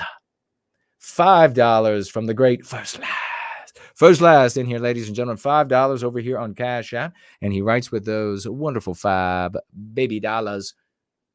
Love your lexicon. Thank you so much. He's a big contributor. And so many here, big contributors to the dialectics, to the lexicon, the lexical dialectical power that we wield in service to the end of our victimization. Thank you for that. And let's see here. Whoa, keep your raucous emojis going. Keep it going. Keep your 07s going, your 007s, quadruple 07s, your gems and maybe dinosaurs or explosions, fireworks, whatever it might be. Promethean Healing is over here on Subscribe Star. $100 financial gift. God bless you. God bless you, dear brother. Thank you so very much. $100. He says with those $100, Trump 2024. And then he says, Dice and Don Jr. 2028. Oh, yeah, sweet. Very cool. And then Kuna in Dice 2032. Oh, big salutes, my brother. Big salutes. Give it up for Promethean Healing. I'd love to see all that materialize, my friend. Yes, indeed. I will happily also serve my country, put an end to this disgusting, obscene, anti-white, anti-American sentiment, anti-Christian sentiment, destroying all that the West has made that is so beautiful, so blessed, so civil, so fair, that people from all around the world decide that they want to come here and contribute, participate. We're running out of time. Now or never, ladies and gentlemen, now or never. We got to set the course. Man the ship's wheel. Beautiful imagery there. But what's not so beautiful is this thing. For God's sake.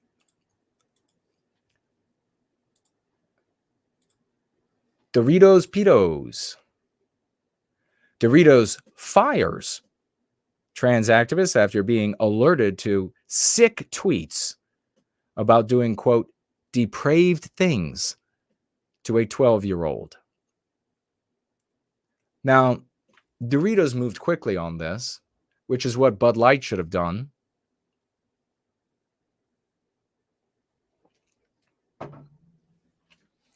But of course, Bud Light is coming second. Bud Light has the Doritos has the education of Bud Light. And what happened there?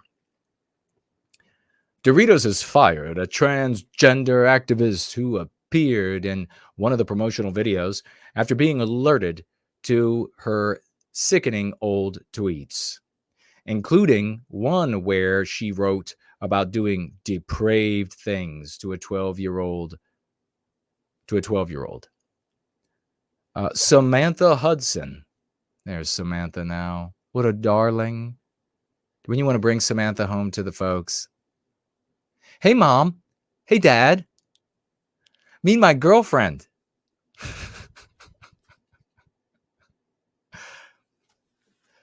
Hello, Mr. and Mrs. Kuna. I'm Jason's girlfriend.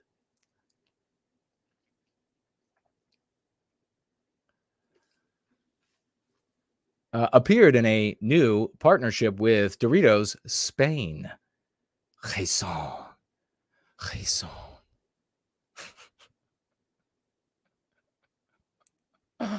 Oh, God. Through a 50-second video called Crunch Talks that now has a new meaning. Crunch Talks has now been deleted from the brand's Instagram. Doritos told Rolling Stone on Tuesday it would no longer work with Hudson, those discriminatory bastards, saying it had been unaware of her previous inappropriate posts. The decision follows massive backlash on social media as users posted grabs of Hudson's previous comments. Was that like meant? That is throwing me. With all the talk about the depraved things to 12-year-olds.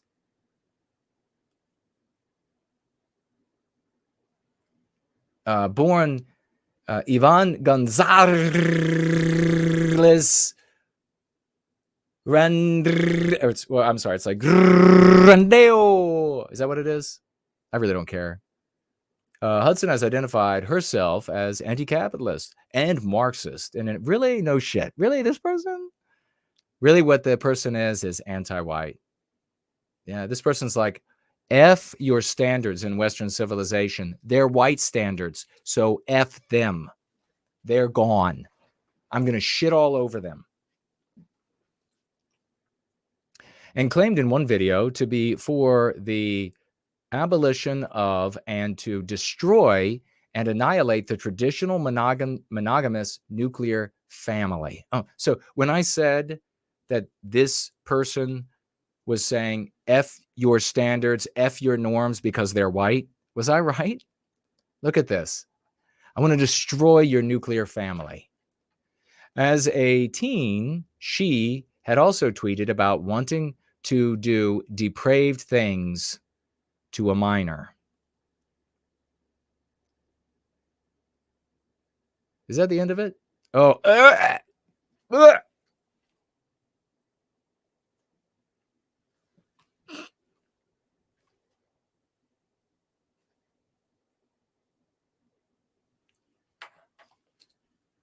oh my God. Oh my God. I will not be able to get that out of my head. That's going to be in my nightmares tonight. You're so pretty, darling. You're so pretty. Many social media users posted a screenshot of a tweet Hudson made in 2015 when she was 15, writing in Spanish about the seeming assault of a minor. The post in question read, I want to do thuggish things to get into a 12-year-old girl's expletive. Another post translates to, in the middle of the street, in panties and screaming that I'm a nymphomaniac in front of, I bet so many people right hearing that were just like immediately got their motors running that Samantha here is a nymphomaniac in front of a super beautiful 8-year-old girl. What a sick piece of shit. In another post, Hudson wrote, I hate women. Really? No shit. Really? Really? It's kind of like what we always have heard. We always heard and we always knew. And it was like this long-term, like knowing passed from one generation to the next. You're like, you know what? Let me tell you about a certain group of people. And then it's like, really? You hate women? Okay. I hate women who are victims of sexual assault, and I go to self-help centers to overcome their trauma and go to self. So she hates them. Annoying. Oh God. Uses the word fits with 2 different first letters there, S and L. Hudson apologized for the tweets after they refused. Well, this is just an upstanding individual. It was a total, it's almost as though the predictions that at some point in the future, because things are so anti-white, what we understand to be anti-white, because it obviously is, that they would take depraved, sick, mentally deranged individuals, maybe looking like this, and then set them up in the houses of the Lord for people to worship. It's almost like that's coming true. Many took issue with the brand partnership and made references to Bud Light's disastrous partnership with trans influencer Dylan Mulvaney, which saw Budweiser lose a shit ton of money. This is disgusting, said former Trump campaign member. Give Doritos the Bud Light treatment. It should be worse than that. Money is not what matters. People matter. And really, my conservative brethren, stop saying it's all about the money and the money is what matters and profit is what's important. People matter. The money. Let's call out this scum for being anti-white. Let's shame them for destroying Western values. Let's do that. Because then the refusal to purchase follows. If you keep people in this state, this childish state of selfish individualism, they're going to go back to buying that shit as soon as their kids scream enough that they want the Doritos. Come on, give Orbicular Billy the Doritos. All he wants to do is eat some Doritos. And Billy, 14-year-old Billy, now standing beside me, we look like number 10, okay? That's how bad it's gotten. They're just nothing but spheres lumbering around the landscape. and they're going to be fed. Feed me.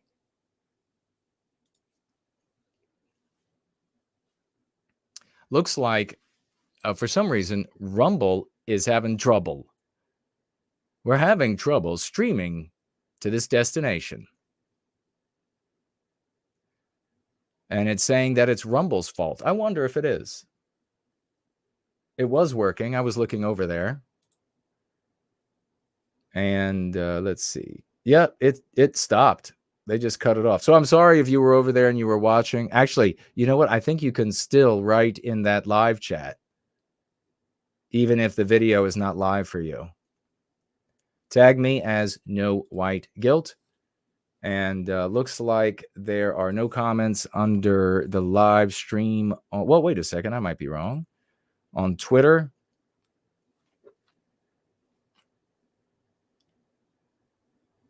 It's just self-promoters trying to get you to buy my money program for making money. Because for some reason it's working so well that I'm having to sell you this program rather than just going out and making money. We have on D-Live, we have a financial gift from Cockney. No, we don't. That was from last time we were together. But thank you nonetheless. No tags, I see. No tags. And over here on Odyssey, do we have any tags? Do you see many biracial couples in your area? And have you ever confronted a white woman you know about it or a family member?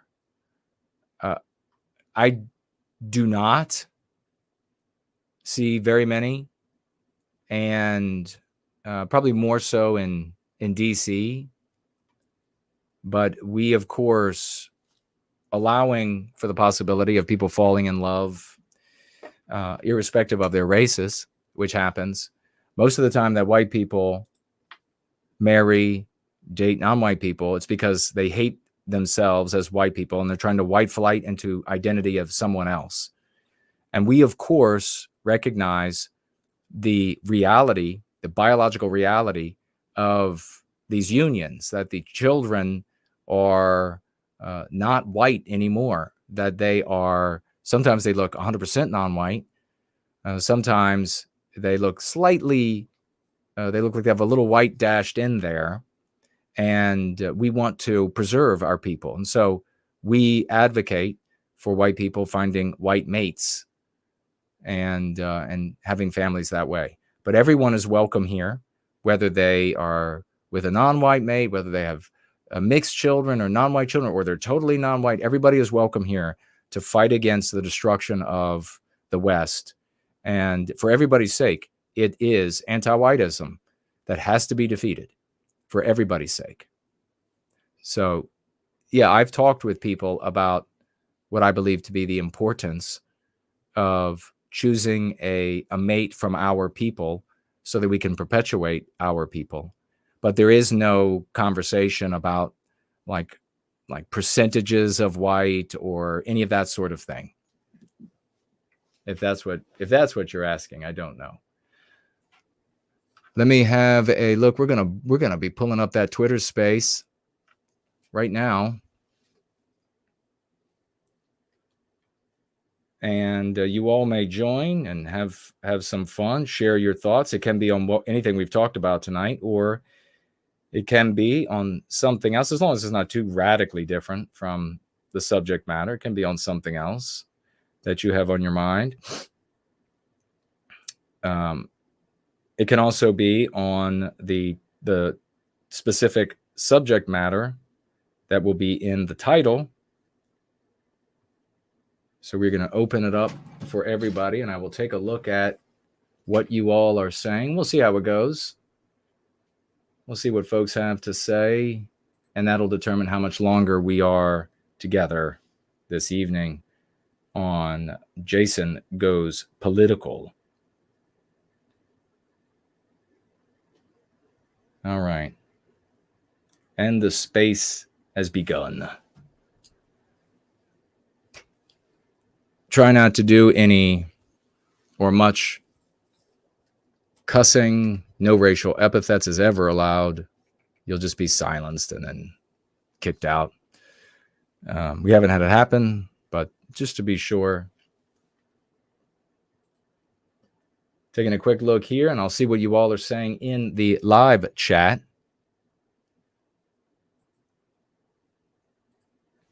There'll be more of these spokesmen and spokeswomen for companies, more of these individuals who are on the cutting edge of victimizing Western kind and white erasing us from our civilization.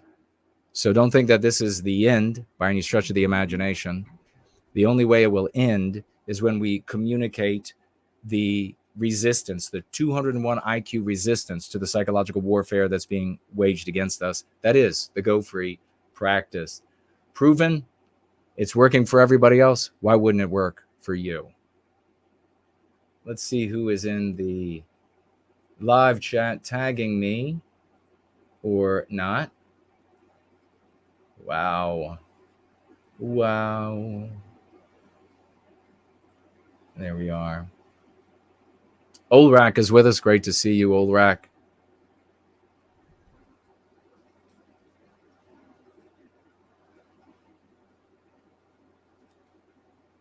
Biospirit of the West is still with us. Ivan, the Horrible, is here. God bless you. Good to see you, good sir. Great champion. Service to White Wellbeing. Sapphire Blue, hello and welcome. Doritos backed off, so I'll give them a pass this time. What do y'all think about, like, how did... I mean, it's the same. I've got my ideas. But how do you think that Doritos got to the point where they said, you know what? This lovely little darling, we're going to use this lovely darling to be one of our representatives for Doritos. How did Doritos get to that point? Anybody have any thoughts? Spud Ruckus is with us. Hey.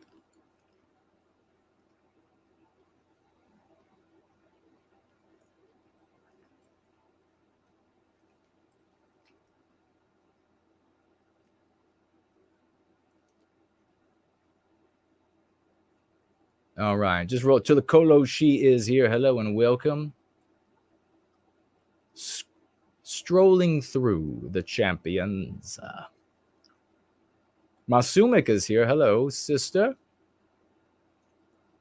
Thank you all for celebrating those worthy of celebration.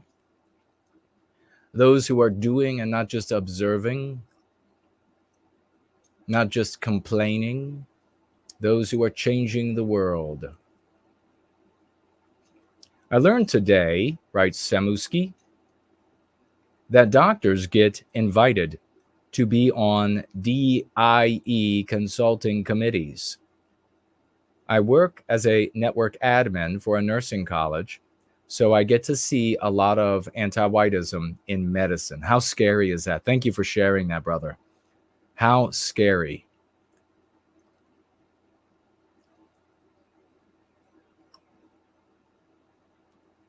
That is, could you imagine? I mean, this is what's coming. This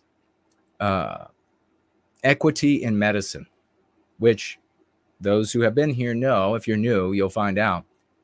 Equity in medicine means that no white person can be healthier than the sickest non-white person, because then that's a grieving, that's sinning against this anti-white morality, immoral morality that we suffer under. And the really scary thing was recently we've seen that this equity in medicine, again, these are anti-white concepts. This is the psychological warfare concepts. This equity in medicine is applied increasingly to pharmacies. And so what's that going to mean when you need your medicine? When your grandmother, your grandfather, your parents, your children, God forbid, need medicine. And I mean serious medicine. And there is a list that they are going to have to go by. And in the past, if you didn't know this, at pharmacies, when medicines, and what are we seeing? More and more shortages. The shortages haven't gone anywhere. So in the past, they've had lists based on need. So if somebody like was absolutely going to kick it if they didn't get medicine X, then that would be the person who would get the medicine as it ran out, rather than the person who was just going to be unwell from medicine X without having medicine X. Now it's going to be reordered. It's going to be the person who needs it, who will kick it if they can't get it, if they're non-white. That'll be the top of the list. That's equity in medicine. So very scary stuff. By the Spirit of the West says 262 listening on Twitter. Is that are you talking about the live stream on Twitter? I guess at that time. Tag me and let me know. See, we got a couple folks in the Twitter space, and if you would like to share your thoughts, ask for the microphone. I'll pass it over, and you can share away. Again, it can be, or you can just hang out. Whatever you want to do is cool with me. It is cool with me.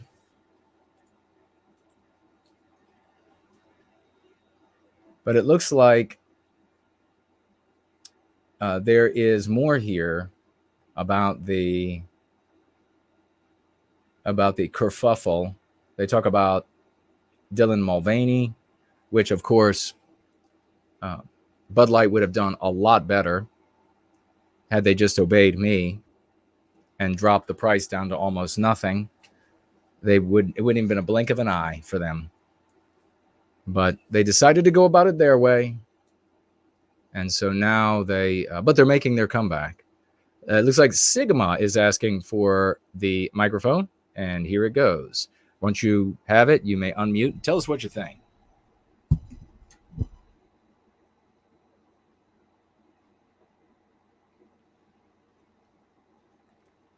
Turn it up. Make sure it's...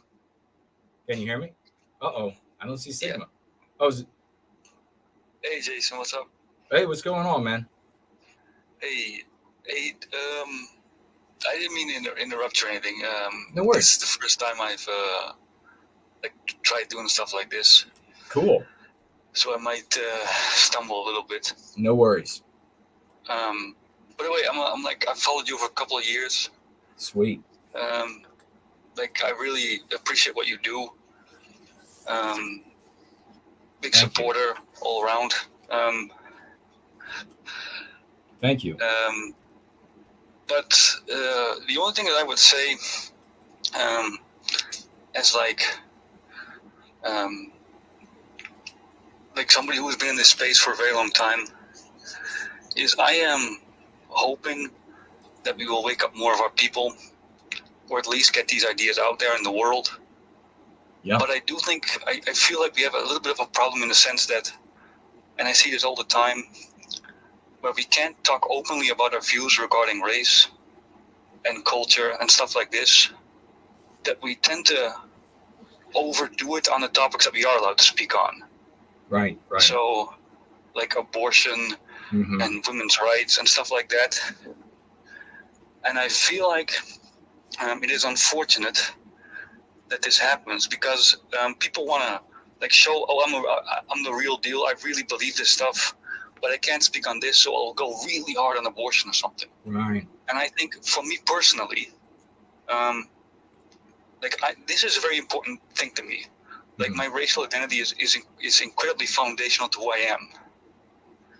And I think a lot of us are like that. Yeah. But I have no problem with otherwise left-wing views. Right. I hope that I don't think we really have a future in the sense of an absolute majority in Europe, or at least Western Europe, which is, it's a big problem that we have. We have to reconcile ourselves with that in some way. But I don't think the answer is we have to force women to have this many kids, or let's say abortion or divorce illegal or something like this. Like, I'm not saying that you say it or anything like that, but you do see that with some people. And while race and continuity is very important to me personally, like I want to have white kids and stuff, I think it is important to realize that we are also, human beings, individuals who are not bound solely like to our race. Right. Like, we are also like individuals. Yep. That's really what I wanted to say. I'm really like, this is the first time I've spoken on Twitter, so I sound a little fucked up, but No. Sorry. But those are my views. Sorry. Well, no, thank you, man. You can mute and just stick with us, keep the microphone and just stick with us. You did a great job. And thank you so much for your warm words for me and the work that I've been doing and for sticking around. You make a great point about people being uncomfortable, our people being uncomfortable, being able to talk about our victimization. And I think part of the problem, obviously the biggest part of that problem, is that we grow up learning by way of the psychological warfare waged against us across the West. It's uniform. We grow up learning how immoral that is for us to care about our victimization. And there are countless arguments that are made. We refer, as you probably know, to those arguments, those concepts as meme pathogens. It's just these anti-white ideas, anti-Western ideas, anti-American, etc. ideas that get us to lower our guard. It is a testament to how sick our people are that we're able to do the right thing and object when people are being discriminated against on the basis of their race, when they are non-white. It's the right thing to do. When people were being persecuted on the basis of their birth, something they can't change, the right thing to do is to say it's wrong to victimize these and then name the race. But when it comes to us, when we have Arvind Krishna at IBM saying no white males, no white people at all, but no white males, and that you'll get a bonus for hiring non-white and you'll be docked pay for hiring white people, all of a sudden, rather than point out that we're being victimized by this, white people want to turn it into an abstraction. Abstractions like best man gets the job and etc. And even the health of the business. And that's what's really important. No, what's really important are our people, just like every other group of people. White people all around the world at this very moment, there are white people, there are organizations of white people who are concerning themselves with the well-being of non-white people. There aren't any legitimate, well-funded groups, adult groups, aside from us, around planet Earth that concern themselves with our victimization and do so in a way that doesn't require harm being brought to some other group of people, and in fact benefits everyone else who lives in the West. So for those out there who, as Sigma is pointing out, you might find it difficult or challenging to bring up our victimization, I will encourage you to investigate the Go Free practice, to be with us on Sundays at 5 p.m. Eastern Standard Time. That's when we have what we call our Go Free gatherings. We talk about these things. We use these concepts. There are only a handful you really need to know to get started. And when you discuss these things using these very simple concepts like anti-white, anti-whiteism, white erasure, hush crime, and a few others, it's all you need to get started. When you use these things, you change the conversation about what's taking place in a way that, by way of these unspoken premises, this is the exact same way, by the way, that the anti-white psychological warfare operators create these things. You have these unspoken premises that work to your benefit without you even realizing it, without you having to articulate it. So you don't need to know a ton of history. You don't need to know a ton of facts, which all, of course, as you know, are just dismissed by those who want to victimize us, destroy our country, destroy our religions, whatever it might be, just dismissed out of hand to get to their conclusion. And they win. The reason they win is because of that social morality. So that is anti-white, that we're all taught. So don't make the mistake that Sigma is observing, that is totally present.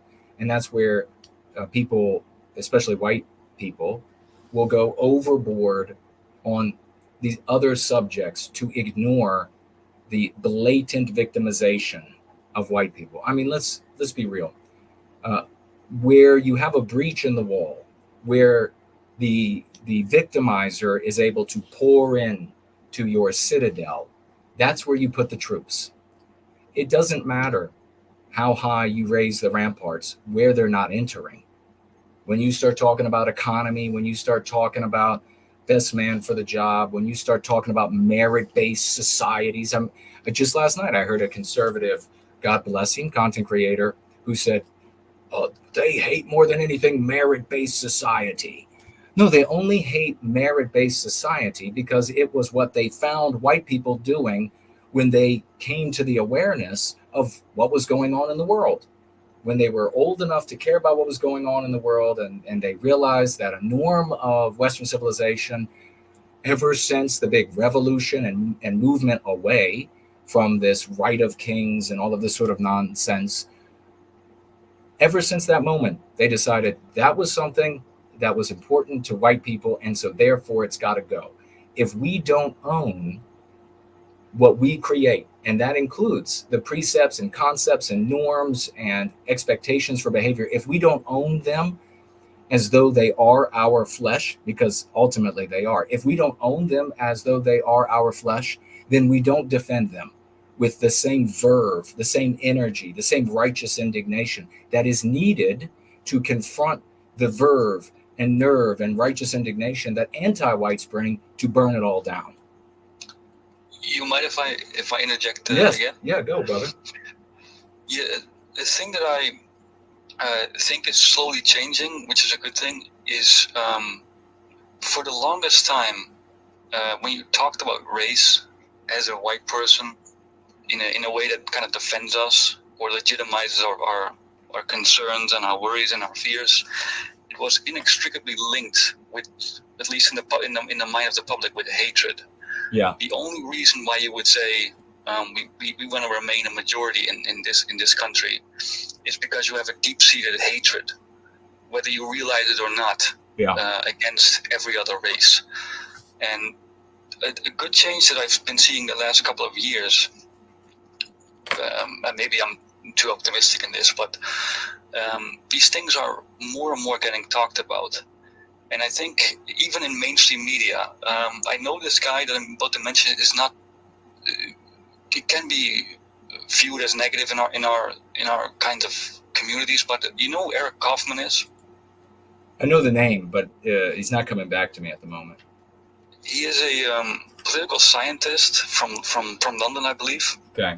And he has written the book White Shift. Maybe some people have heard about it. Yeah, that I've heard. And he described in it that the people who have a positive racial view or an attachment to their ethnic identity as whites, it doesn't correlate at all with like hatred towards others. In fact, even people who are like not white, who live in white countries, have an attachment to the ethnic mix of that country. And you can see this for yourself, because most of us would say, I like Japan and I want Japan to remain majority Japanese. Yeah. Even though we're not Japanese. And I think that this book was published by Penguin, which is like a major mainstream publishing house. And so I think that as more as these views come into the center view, the more we can actually say like, hey, if you look at countries like Japan or South Korea or China or Israel, you see first of all you see conflicts that are exclusively born out of diversity, and you see societies that are harmonious because of the lack of diversity. These things are becoming more and more clear. And I think when you explain problems like this, I don't do this in my daily life or anything, but I imagine if I do this like with my coworkers or with my friends, especially if they're non-white, I suspect that we'll be much more receptive to these views. Whereas I think with whites, there still is a very strong emotional reaction because they don't want to be, like, for example, my parents never had to think about race. So they associate people who talk about this stuff at all as, people with like secret agendas. But they have forgotten the fact that there are other countries in the world where it is completely normal that a certain race is the majority. For like Japan, for example. Right. It is like the norm, and nobody would even doubt it. Like a couple of weeks ago, there was a Miss Japan contest, like a beauty contest, and the winner, this is all political, but the winner was a Ukrainian woman who was born in Ukraine, but since the age of 5, she was raised in Japan. And this caused a storm in Japan. Like, what is a Japanese person? They have now these conversations that we had in Europe and you guys in America for over 50 years or even longer.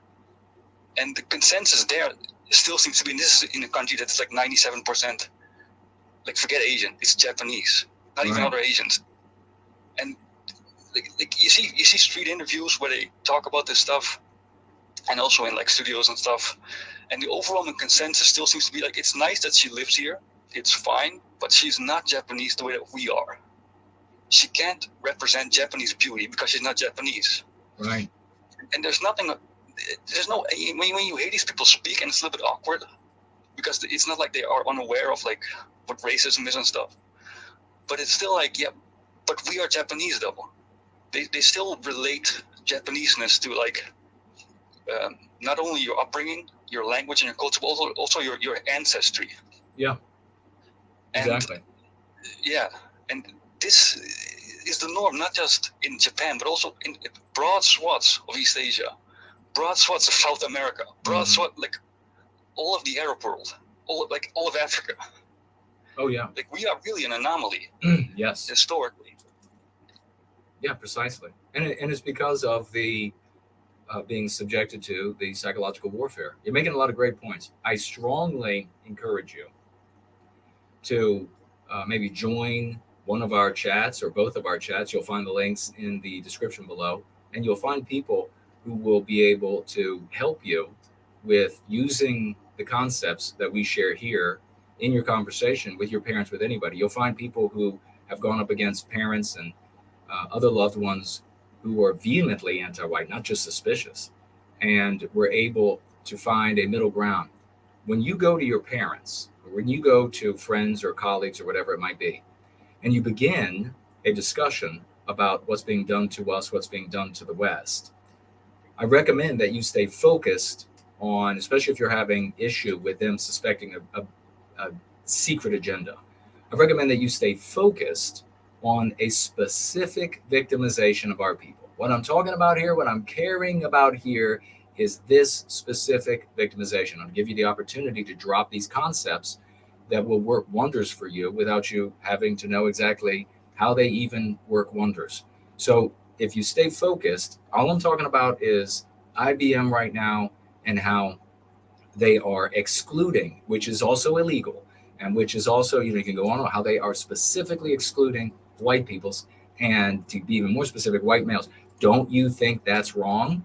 Don't you think that's unfair? You say this to your interlocutor, your audience, one or more, and you get them on that particular point where they have to either say, yes, that's unfair. If they say, yes, that's unfair, you've won that conversation. You have made potentially a great stride forward with bringing them further along to caring about our victimization. If they say, well, that's deserved, and they start giving reasons, that's also a victory. You want them talking, trying to make an excuse for why white people, white babies today, need to be victimized on the basis of their birth. You can then hold over their head that is an extremely immoral position. Yeah, because of the Google Gemini AI fiasco, this actually came up at work because I work in tech. So these things get to us quite quick, and we didn't have like a big conversation about it, but just a casual before we started our daily and stuff. And it's more like considered like funny, and I mean also by the white coworkers.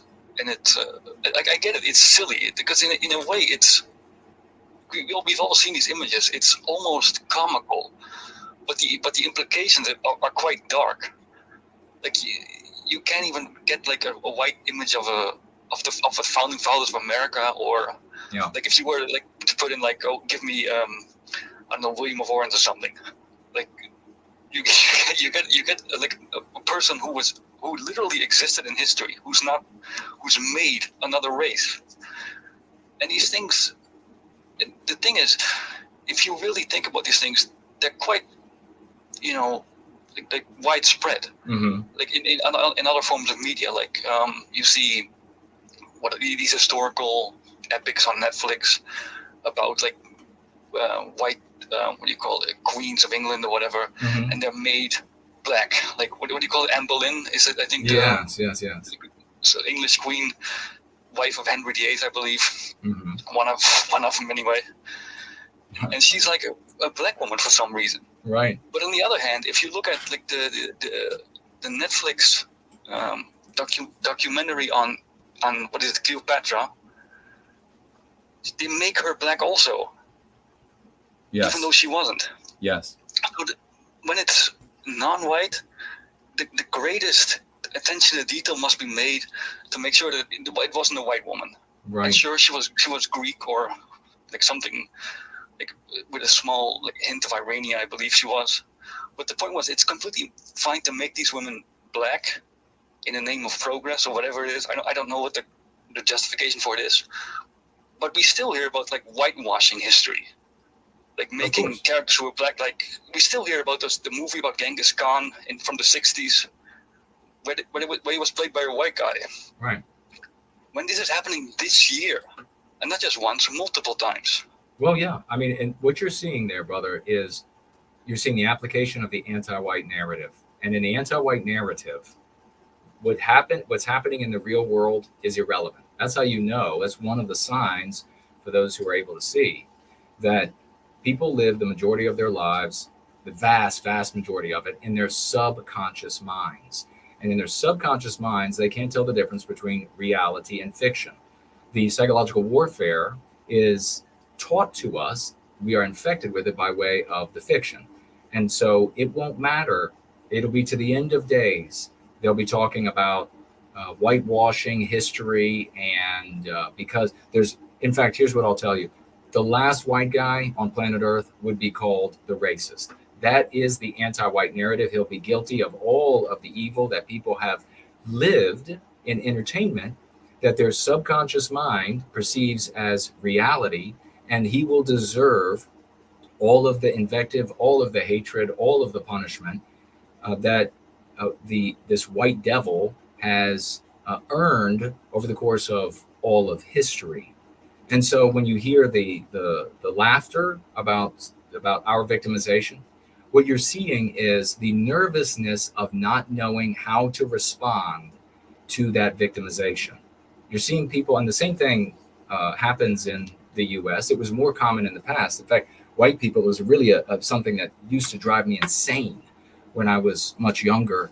All of these white people who, upon hearing something horrible to us, they would laugh just robustly, boisterously, and want to dismiss the subject because it was uncomfortable, because they didn't know how to respond to it, because they've been denied the concepts with which to think in our own defense.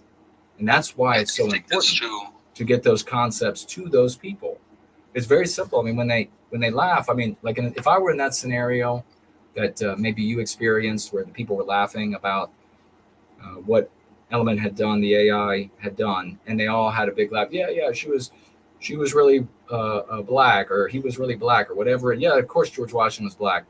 Have a laugh and then say, yeah, but you know what? Laugh with them, pace with them, and then point out, but this is really egregious. This is really anti-white. This is not a joke. It's happening all over society. And yeah, this is funny seeing this, but they're targeting our people, and that's just wrong. And the white people there will want to agree with that.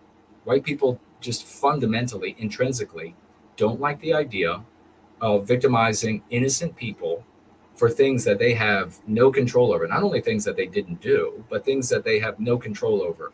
And as we subtly, brilliantly push back against this social morality, this anti-white immoral, moral imperative, attitudes change, arguments will change.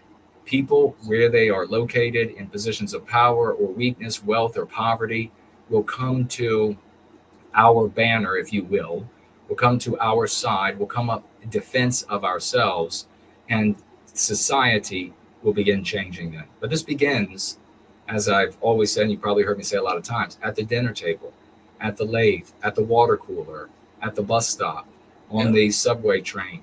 Little conversations here and there where you can drop these concepts and begins to change people's minds. And we've demonstrated it. Before I let you talk again, let me take a look at the live chat here and see what folks are saying. I got another request for a microphone.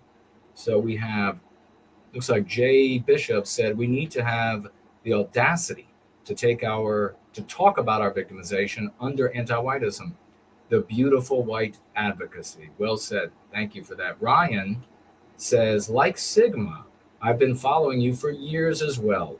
You've definitely made me much more comfortable discussing these topics with others. For White Wellbeing, thank you for that, Ryan. For White Wellbeing is with us. Great to see you, champ. He says, salute, and thank you so much, Ryan, for being here for a long time, and encourage you to also join our chat. You can find them in the description and empower yourself even further than you already have. The great For White Wellbeing says, salutes to some of tonight's financial gifts by Dubro Moment, No White Guilt Clips, the Apex Predator, No White Guilt Apex Predator Clips. Absolutely. He's an apex predator of the anti-whites, and Promethean Healing. Yes, indeed. Thank you so much for celebrating those who deserve to be celebrated. I don't see any more in the live chat right now. Sigma, go ahead and share your thought, and I'm going to pass the mic over as well. Go ahead, brother. Yes. So I have two thoughts here. One is, I think it's very difficult for a lot of white people to really take seriously the situation that they face themselves. Yeah.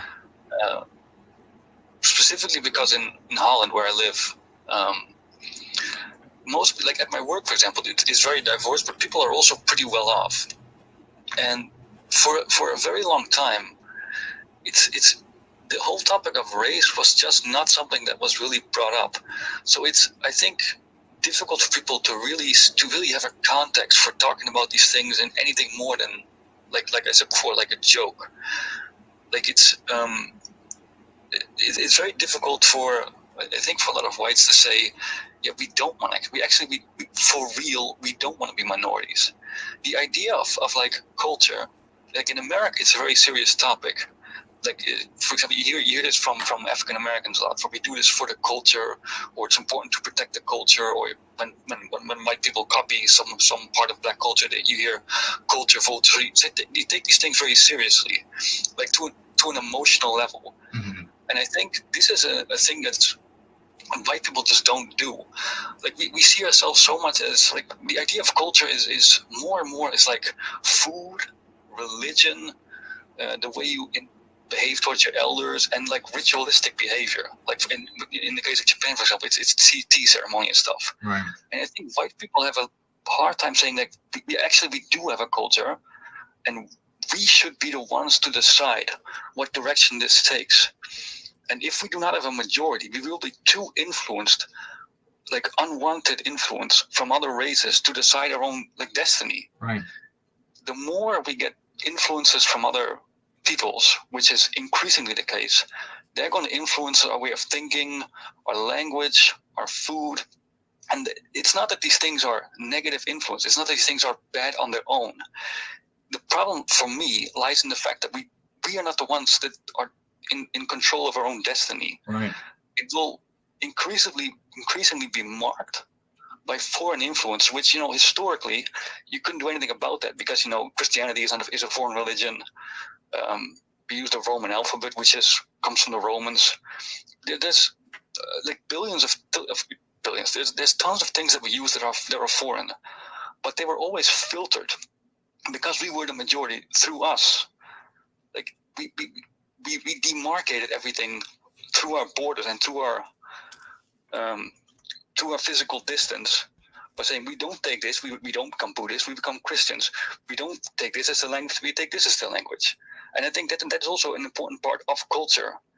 And we need to be the ones to decide what shape is it going to take in the future. Yeah. And I think that is a thing that increasingly is getting taken away from us. And I think the biggest thing that I think every white person below the age of 30 has to reconcile with in this age.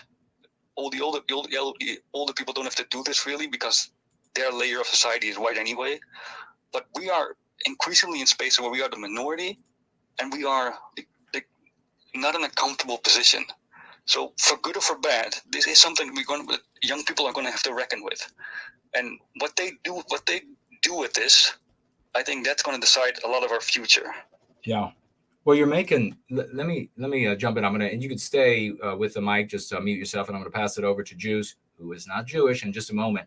But I want to say that what you're talking about, brother, is the bigger picture about how things must be, should be, could be to sustain and or what is right, what is a norm in other countries should be a norm here. These are the kinds of conversations that I would encourage you to only have with people who are already and have been in concern for our people.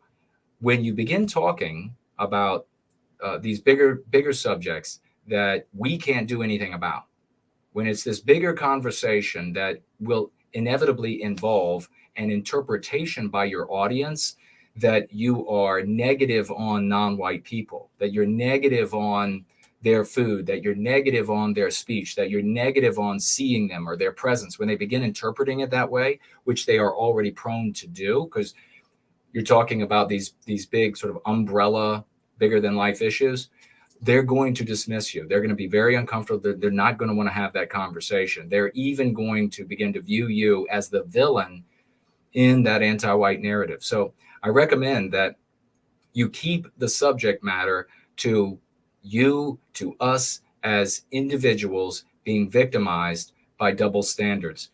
We cannot argue the well-being of our people to people, white people, who do not see themselves as part of a people. We have to use these concepts to back them into an environment where they realize that their individual well-being is going to be determined and is determined by our group's well-being.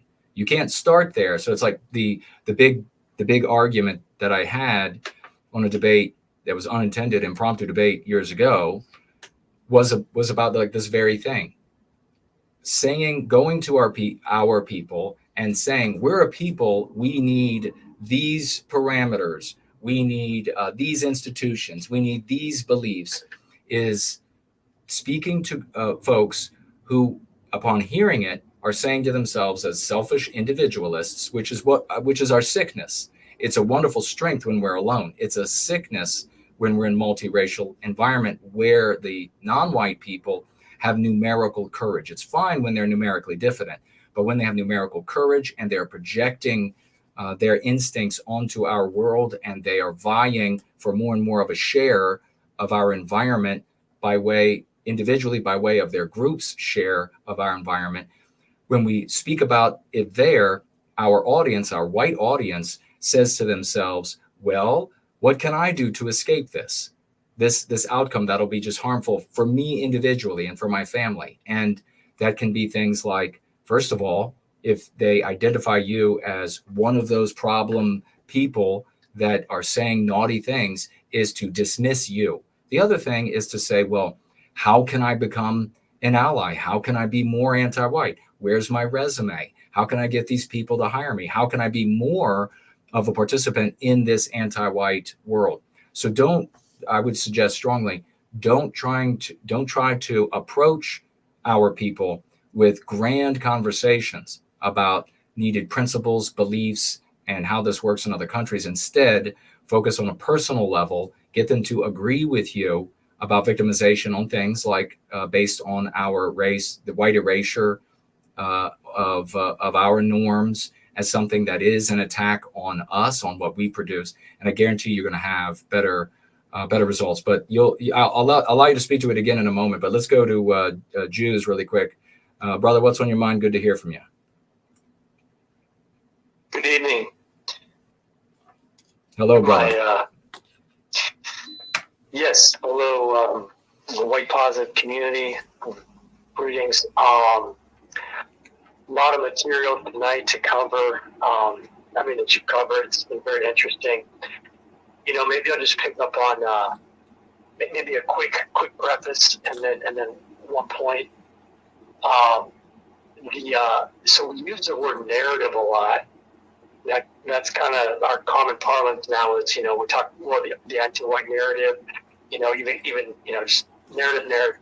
I think it's worth just kind of basing a little bit. What is a narrative? What do we mean by that? And so I basically think of it as the following: narrative is that which is included and that which is excluded in terms of information. So everything derives from that, and it's very, very powerful. Everything is crafted that way. All rhetoric is crafted that way. Movies, media, television. The narrative depends on that which is included and that which is excluded. And so for the anti-white one, obviously, everything is framed in terms of including positive things about non-whites, negative things about whites, and the opposite. Would you agree with that? Yeah. Yeah, that's the anti-white. Totally, that's anti-white narrative. That's completely what it is. Awesome. Yeah. So, and pardon the timing. There's always like a 3 or 5 second delay on this chat. So no worries.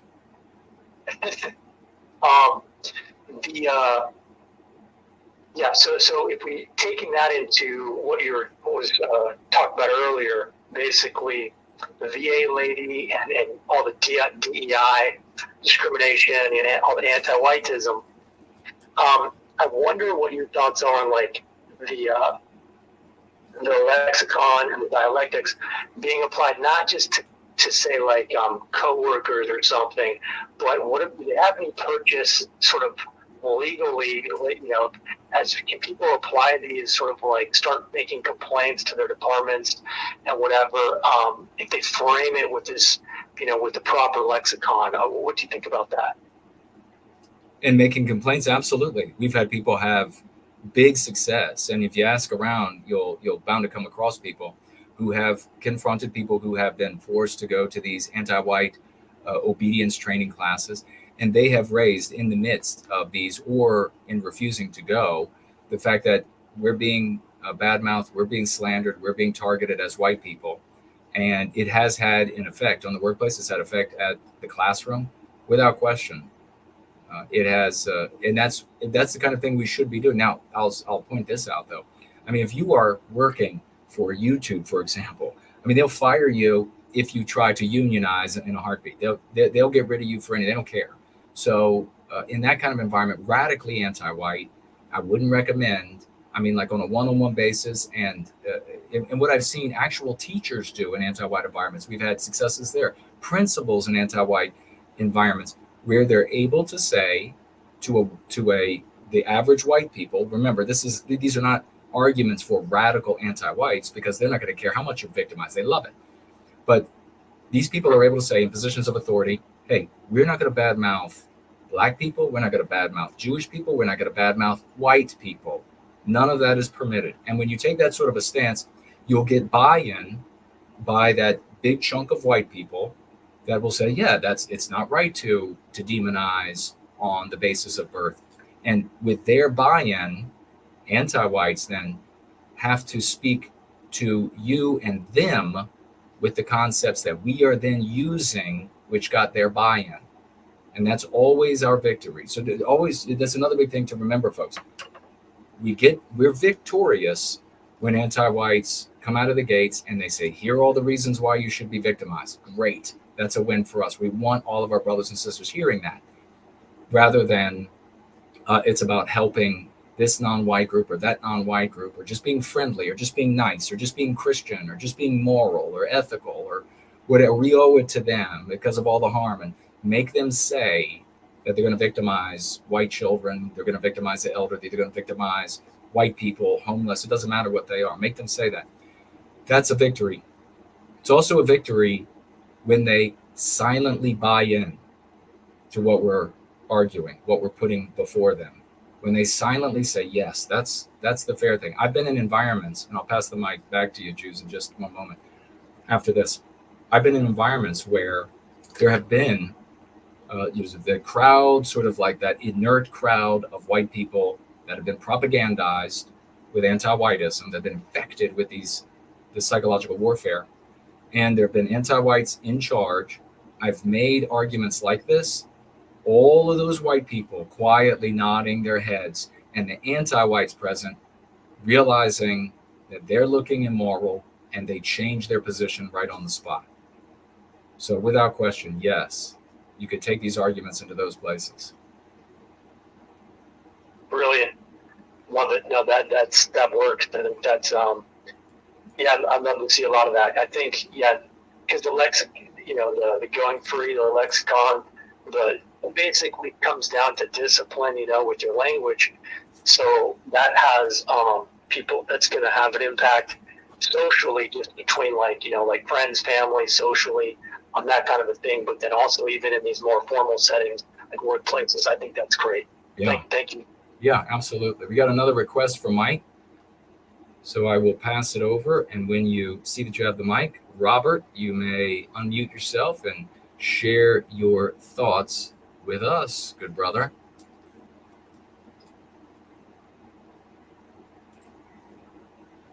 And when you have it, you could just start speaking, brother.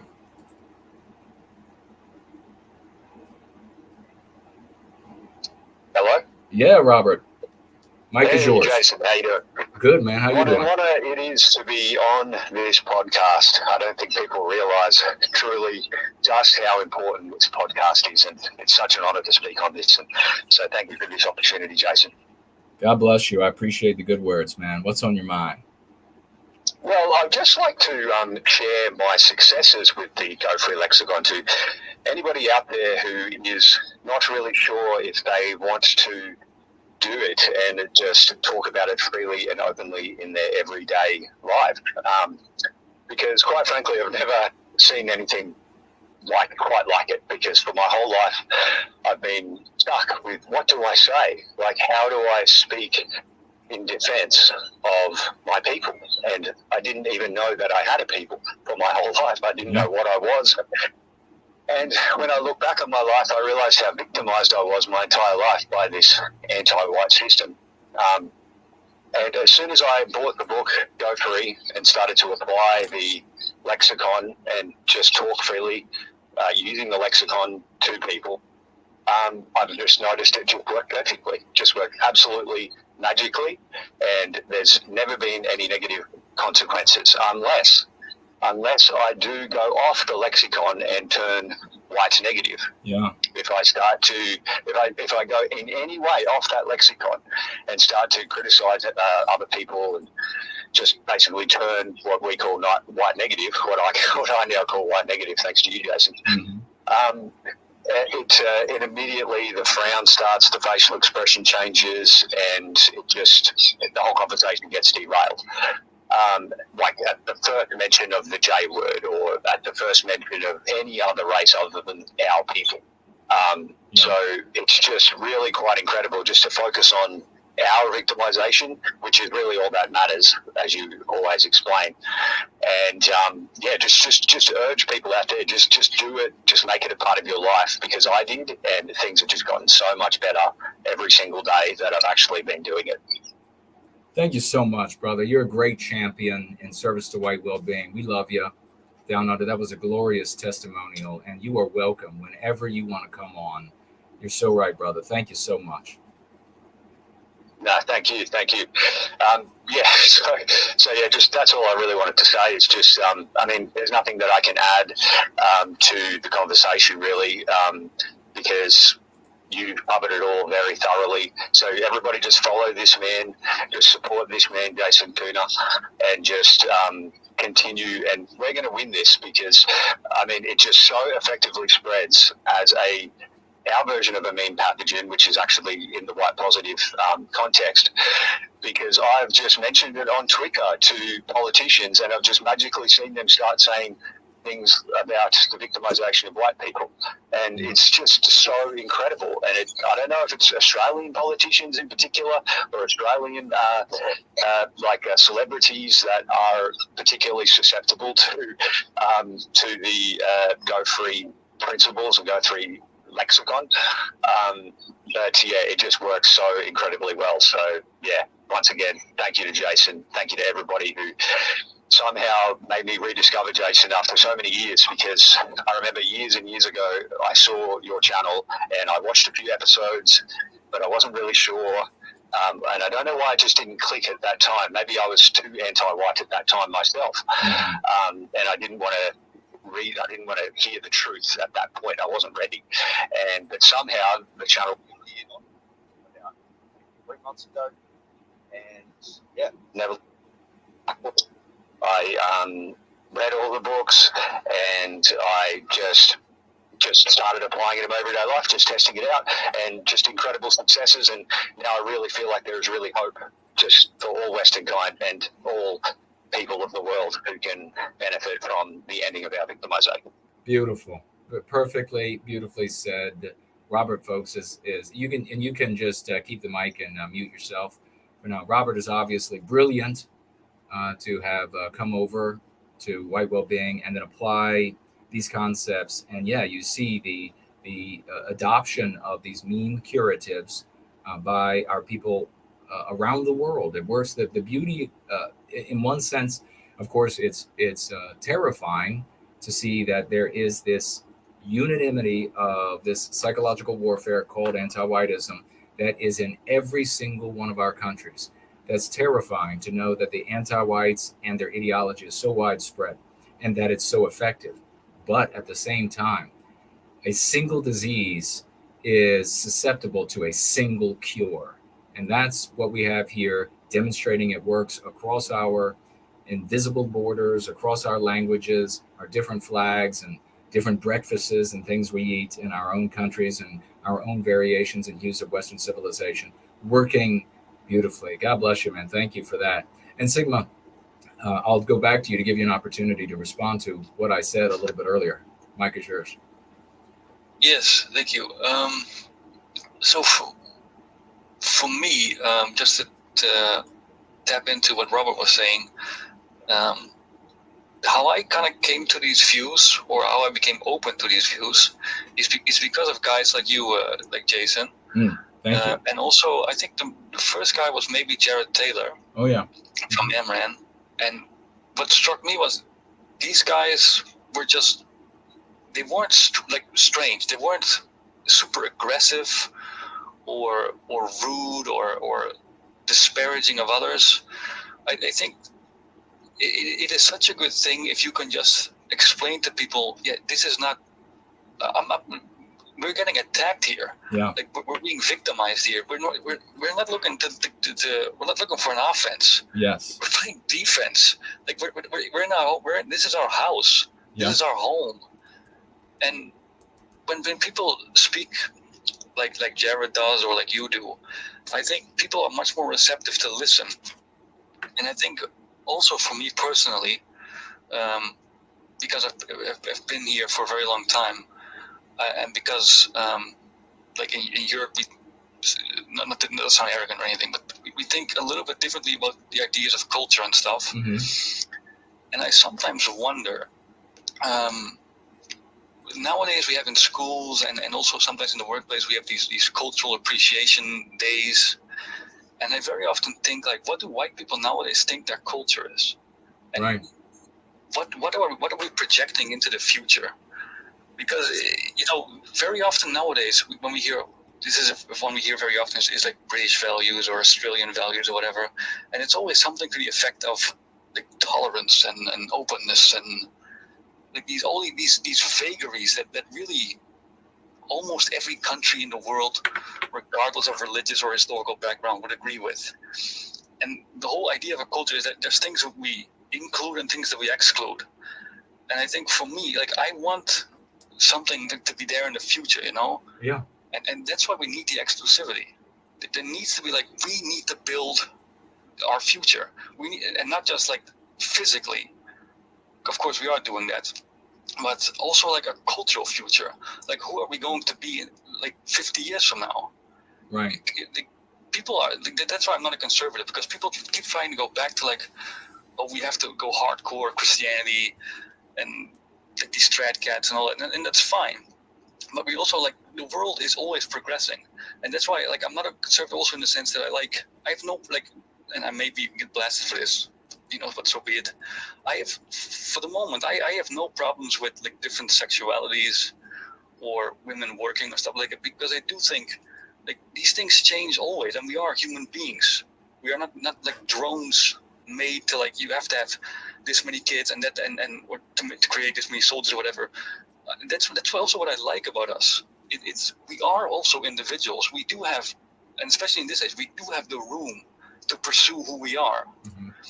And I think that is a super important thing that we also need to mention to attract other people, because I think a lot of white people, they get turned off by the idea that like we're all super progressive now. A lot of young white people, and I think if you say, okay, first of all, gays it doesn't exist, or I heard this recently on some, what's it called, like not what is this dude called?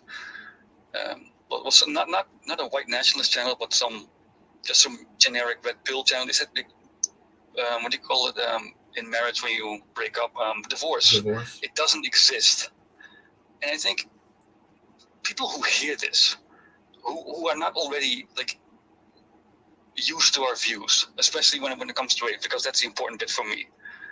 How could they possibly hear this and enjoy it? If I like, for example, I know if I was younger, and every time I hear about race, about white racial consciousness, but also like, hey, it's inextricably bound up with ideas of like women belong in the kitchen, or like divorce doesn't exist, it would turn me off.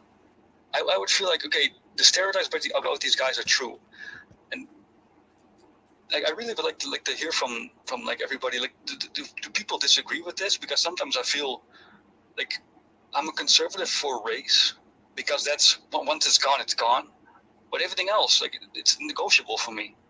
Well, that's why I think it's so important to not, and that's what these other channels, other content creators, so many out there who are trying to they're trying to assess what's wrong, and then make what is ultimately this flaccid prognosis as a consequence of what is wrong, and then attempt to give a remedy of how things have to be for things to be good. And these conversations, inevitably, if you take them from these spaces, which really what you're looking at is people with wonderful wish lists. They're saying things have to be this way in society, something they have no control over, in order to have this. Women have to be this way in order to have that. We can't have this particular type of behavior so that we don't have X.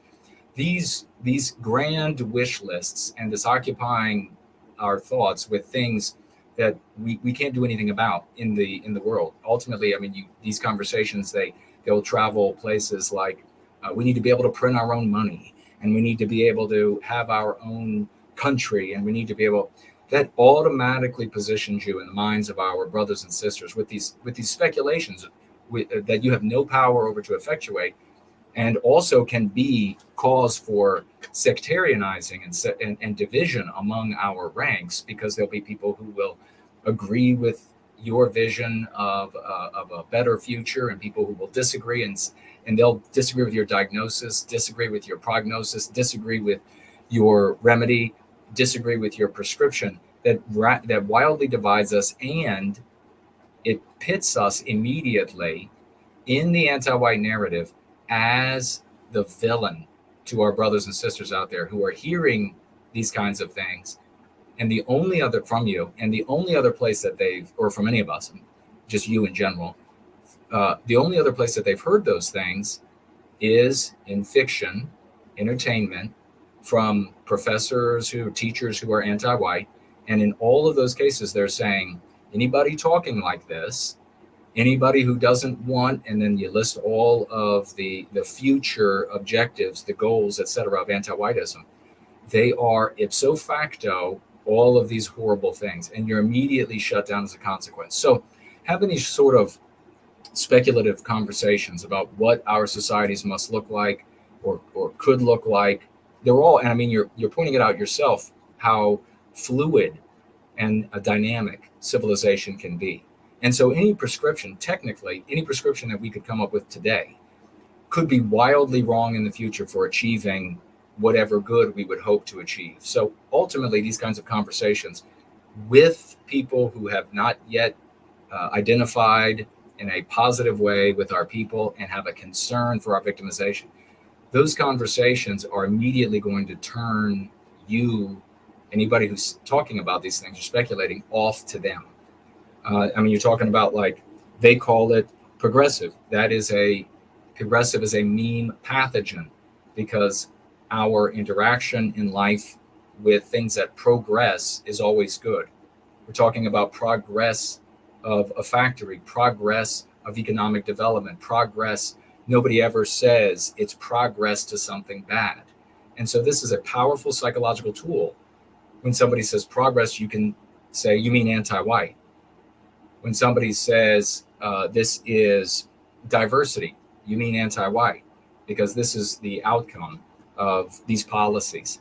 You talk about speculating about how do we build a culture. There was for a while there in the white sympathetic sphere, especially right before and kind of going into the internet becoming more robust enough to carry so many of these conversations, there was an argument that had been accepted that content creators, people who cared, had to talk about what a future would look like. And eventually that future got named the ethno state.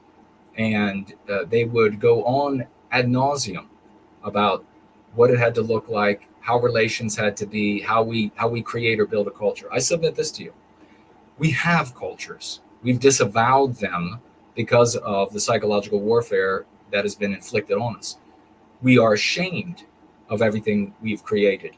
We disavow them because we believe that it's going to hurt the feelings of other people because we have done so well in the things that we have endeavored to do.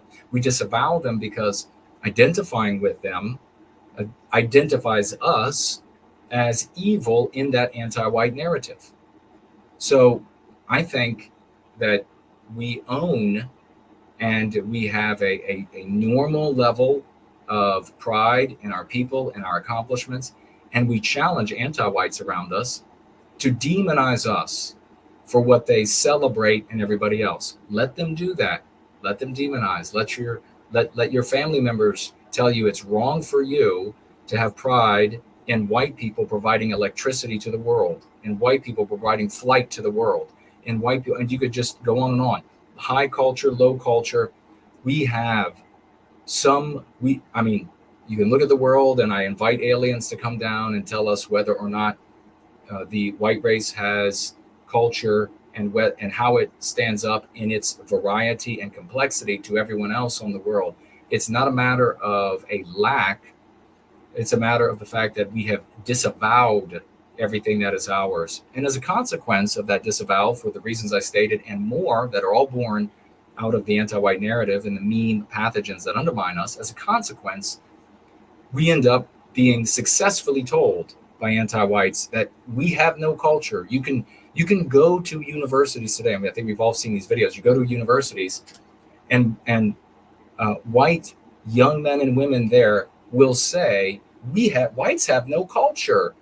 And they'll literally will point to a particular cuisine or a particular ceremonial dress or attire for some non-white group, and then say, look, they have culture, we have none, completely disavowing everything that we've ever done. So the road back to owning everything that is ours is defending ourselves against persecution. Because if you can say, it's wrong to discriminate on the basis of our race at IBM or anywhere else. It's endless, the discrimination against white people, the persecution against us, the victimization against us. When you start there, you will logically, and that's how this works, these are thought chains, you will logically eventually come to the conclusion that it's wrong to say that we shouldn't have pride in Beethoven, in landing on the moon, in our poets and our painters and our lawmakers and our musicians and all of the rest. So that's what I would recommend. Let me take a look at the live chat, and it looks like we're about out of time. But please, Sigma, stick around with the community and jump into those chats in the description below. We have the open chat and the Prometheum, and hear from those folks, because they'll be able to speak directly to individual cases that I see. Robert in the live chat, individual cases you might have. We have let's see, Samuski has tagged me. He says what he is saying is that it is difficult to avoid playing the villain in the anti-white narrative. Yes, if you're talking about what Sigma was saying earlier, yeah, it's difficult to avoid falling into that trap. 100%. Well said, brother. And let's see if there are any other tags. And your Machiavellius is here. Great to see you as well. Robert is back in the live chat. Great to see you over in the live chat on YouTube, brother. Alex is over here. Good to see you. So many others that I have missed. Let's see. Leonard says, what's your take on eugenics? And do you think the state should interfere by arranging marriages? Well, that's actually, thank you for asking that question. I think that might be the last question for tonight. We've been going for the Twitter space, I think, an hour now, and the overall stream 3 hours. And I still have to dismantle the studio before wrapping everything else up tonight. But it's been a wonderful time tonight. We've done a lot of learning, and I think a lot of growing, and we're going to be able to go out there into the world and continue to make a difference. And talking about Jason Goes Political, there you have Robert swinging in and saying, hey, I can get on with these politicians over in Australia, and I can drop some of the lexicon, and then they end up start using it. So that is politically how we can make a difference. We do have a request, one more request from Mike. I'll pass it over and let that person speak in just a moment before we get out of here. But Leonard asking about eugenics. That's one of those questions that you will find we've been talking about tonight. One of these speculations about what does the perfect state look like? What does the perfect or better Western country or Western state look like? And would we incorporate something like eugenics? Imagine for a moment that you leave our sphere and you go out and you share the speculation with one of our brothers and sisters, one of our vagues out there, and you mention eugenics. First of all, they're probably not going to know what it means. And then when you tell them that it means breeding for improvement, they are immediately going to isolate you and identify you as this blood in the mouth, crazed Nazi, fascist, murderer, and that is going to color the halo effect everything else you try to talk about. You won't be able for years, until they begin to forget that about you, that you'll never be able to convince them of anything else, because they're going to understand everything you're saying through the lens of an agreement or even just speculation about something associated with the monsters in the anti-white narrative. Objectively, everyone should want each generation hereafter to be healthier, smarter, more beautiful, longer lived. That's the selfless thing to do objectively. Now, to answer your question, in a healthy Western civilization, one in which and healthier incrementally as we recapture our destiny incrementally, we would get rid of the dysgenic things in our society. And how would we get rid of it? Well, we would encourage and discourage the same way that the psychological warfare of anti-whiteism is used on us today. And that is with entertainment media, which eventually would trickle its way through university, people who would be trained, if you will, by way of the entertainment media, given a choice by us to not be to not be vagabonds, to not be repulsive, to not indulge in all of these self-destructive things, to not view as moral the inversion of our instinct, our biospirit. Those people trained on that entertainment would eventually be in universities, and they would provide the intellectual backbone and arguments that have already been arrived at by way of that entertainment media. This is the exact way it worked here. And that is how the population, now empowered with knowledge about what is degenerate, what will harm us and our future generations, and what are salubrious, wholesome decisions that will improve ourselves and our future generations. That is how we would go about doing that, because naturally we would want a stronger, healthier, smarter, better looking, longer lived population for the future, and they would thank us for it. Let me see who this mic is. We'll pass it over. Looks like is that Kaysen? When you have the microphone, it's yours. You may unmute, share your thoughts as the last call of the night on our Twitter space and stream when you see that you have the microphone. And thank you for popping on. Yeah, sure. Can you hear me? Sure can. Yep. Go right ahead, brother. Yeah, I have a question for you. Cool. I was looking earlier. Do you know, I was looking at your following, and you follow someone named Steve Davenport. Does that ring a bell? No. Apparently he's a co-deputy chairman of the American Nazi Party, and you follow him. Oh, thank you for letting me know that. On Twitter. Thank you for letting me know that. Yeah, you're welcome. I was just, I was wondering if you identify as that. Obviously, no. Could you tell me his at on Twitter? STV. Okay. DVNPRT. Thank you. You're welcome. So you're not Nazi? Why would you be following him, if you mind me asking? Obviously, there wasn't anything indicative of that belief system when I followed him. Oh, so you didn't think he was that? No, he's made very interesting tweets. So I'm very surprised. All right, then. That's all I stopped to say. Yeah, well, thank you for letting me know about him. I appreciate it. You're welcome. Have a good one. Yeah, you too, man. There you have it, folks. You got to be careful about who you follow on Twitter or elsewhere, and we need to help each other out. If we see somebody who is in our community serving white well-being, obviously abjuring any sort of racial animus, what we refer to as white negativity, we need to let our brothers and sisters know about that, because obviously we reject that type of thinking. We reject negativity toward other races.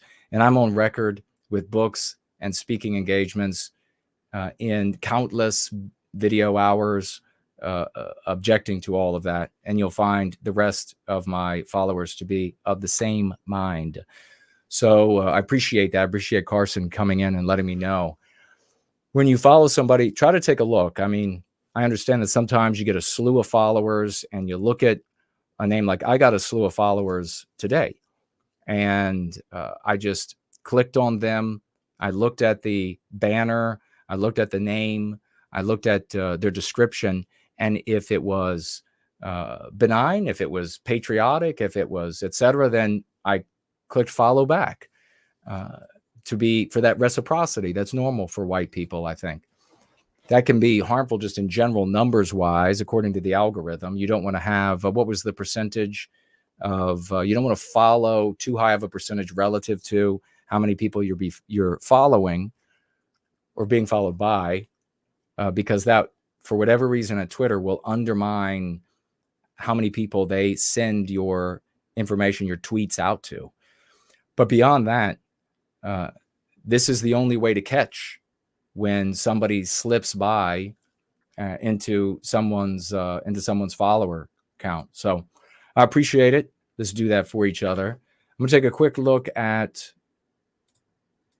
looks like nobody else is on. No Gab, no Entropy. Let's see over here on D Live. We have Kentucky Bye, I think is our boy. Kentucky Boy, is that what that is? Over there on D Live is saying, buy land, put up wire fence. That's the only way we get away from people. Live in the middle of 10 acres of land. And let's see, can't we all just get along? I have a feeling you're just horsing around. But join our chat groups and find out how what we refer to as cravening won't end up helping you in the long run. If you go and buy a property and you build a little mausoleum out there for yourself, you might call it a bunker. You build a little mausoleum for yourself. You throw up a lot of concertina wire that either I and a bunch of these good white folk are going to show up and tell you that everything's okay now, or a bunch of anti-whites are going to show up and you'll eventually run out of ammo and they'll overrun the place. So don't build your mausoleum. You can prepare for shortages of electricity, food, water, maybe a little bit of mayhem. I wouldn't worry about anything over 3 months. Over 3 months, we are in an animalistic world. And trust me, you don't want to be there and you can't prepare for it. So otherwise, let me take a quick look at the live chat.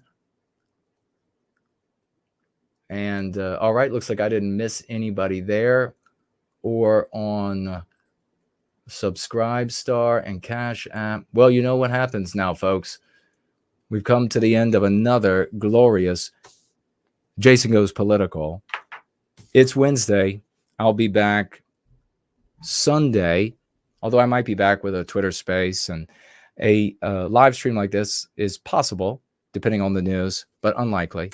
I'll be working on Prometheus Rising, the audio book, getting that together, setting that up, and beginning more of the recording that I had to pause of that audio book, which is going to be totally epic. So you're going to want me to get done with that. But it was fun to be back here on Jason Goes Political with everybody. A lot of good views that were shared tonight. Productive conversation, which you don't get elsewhere. You heard from several people talking about how this is the place to be. This is where you are empowered with tools that can actually change your world, as opposed to other conversations where content creators, grifters are, many of them just grifters. Some of them are honestly doing their best, where they are speculating about what the world should be like and what overall is harming us and this sort of thing. And that's good to idle your time away and maybe just for the intellectual enjoyment of it, but it's not going to change your life. It's not going to change our destiny right now, which is sanguinary in the anti-white narrative. Those pages that are coming in this story, this anti-white narrative, they are full of the blood of our people. Don't forget, it's not time for bed, but it's later than you think it is.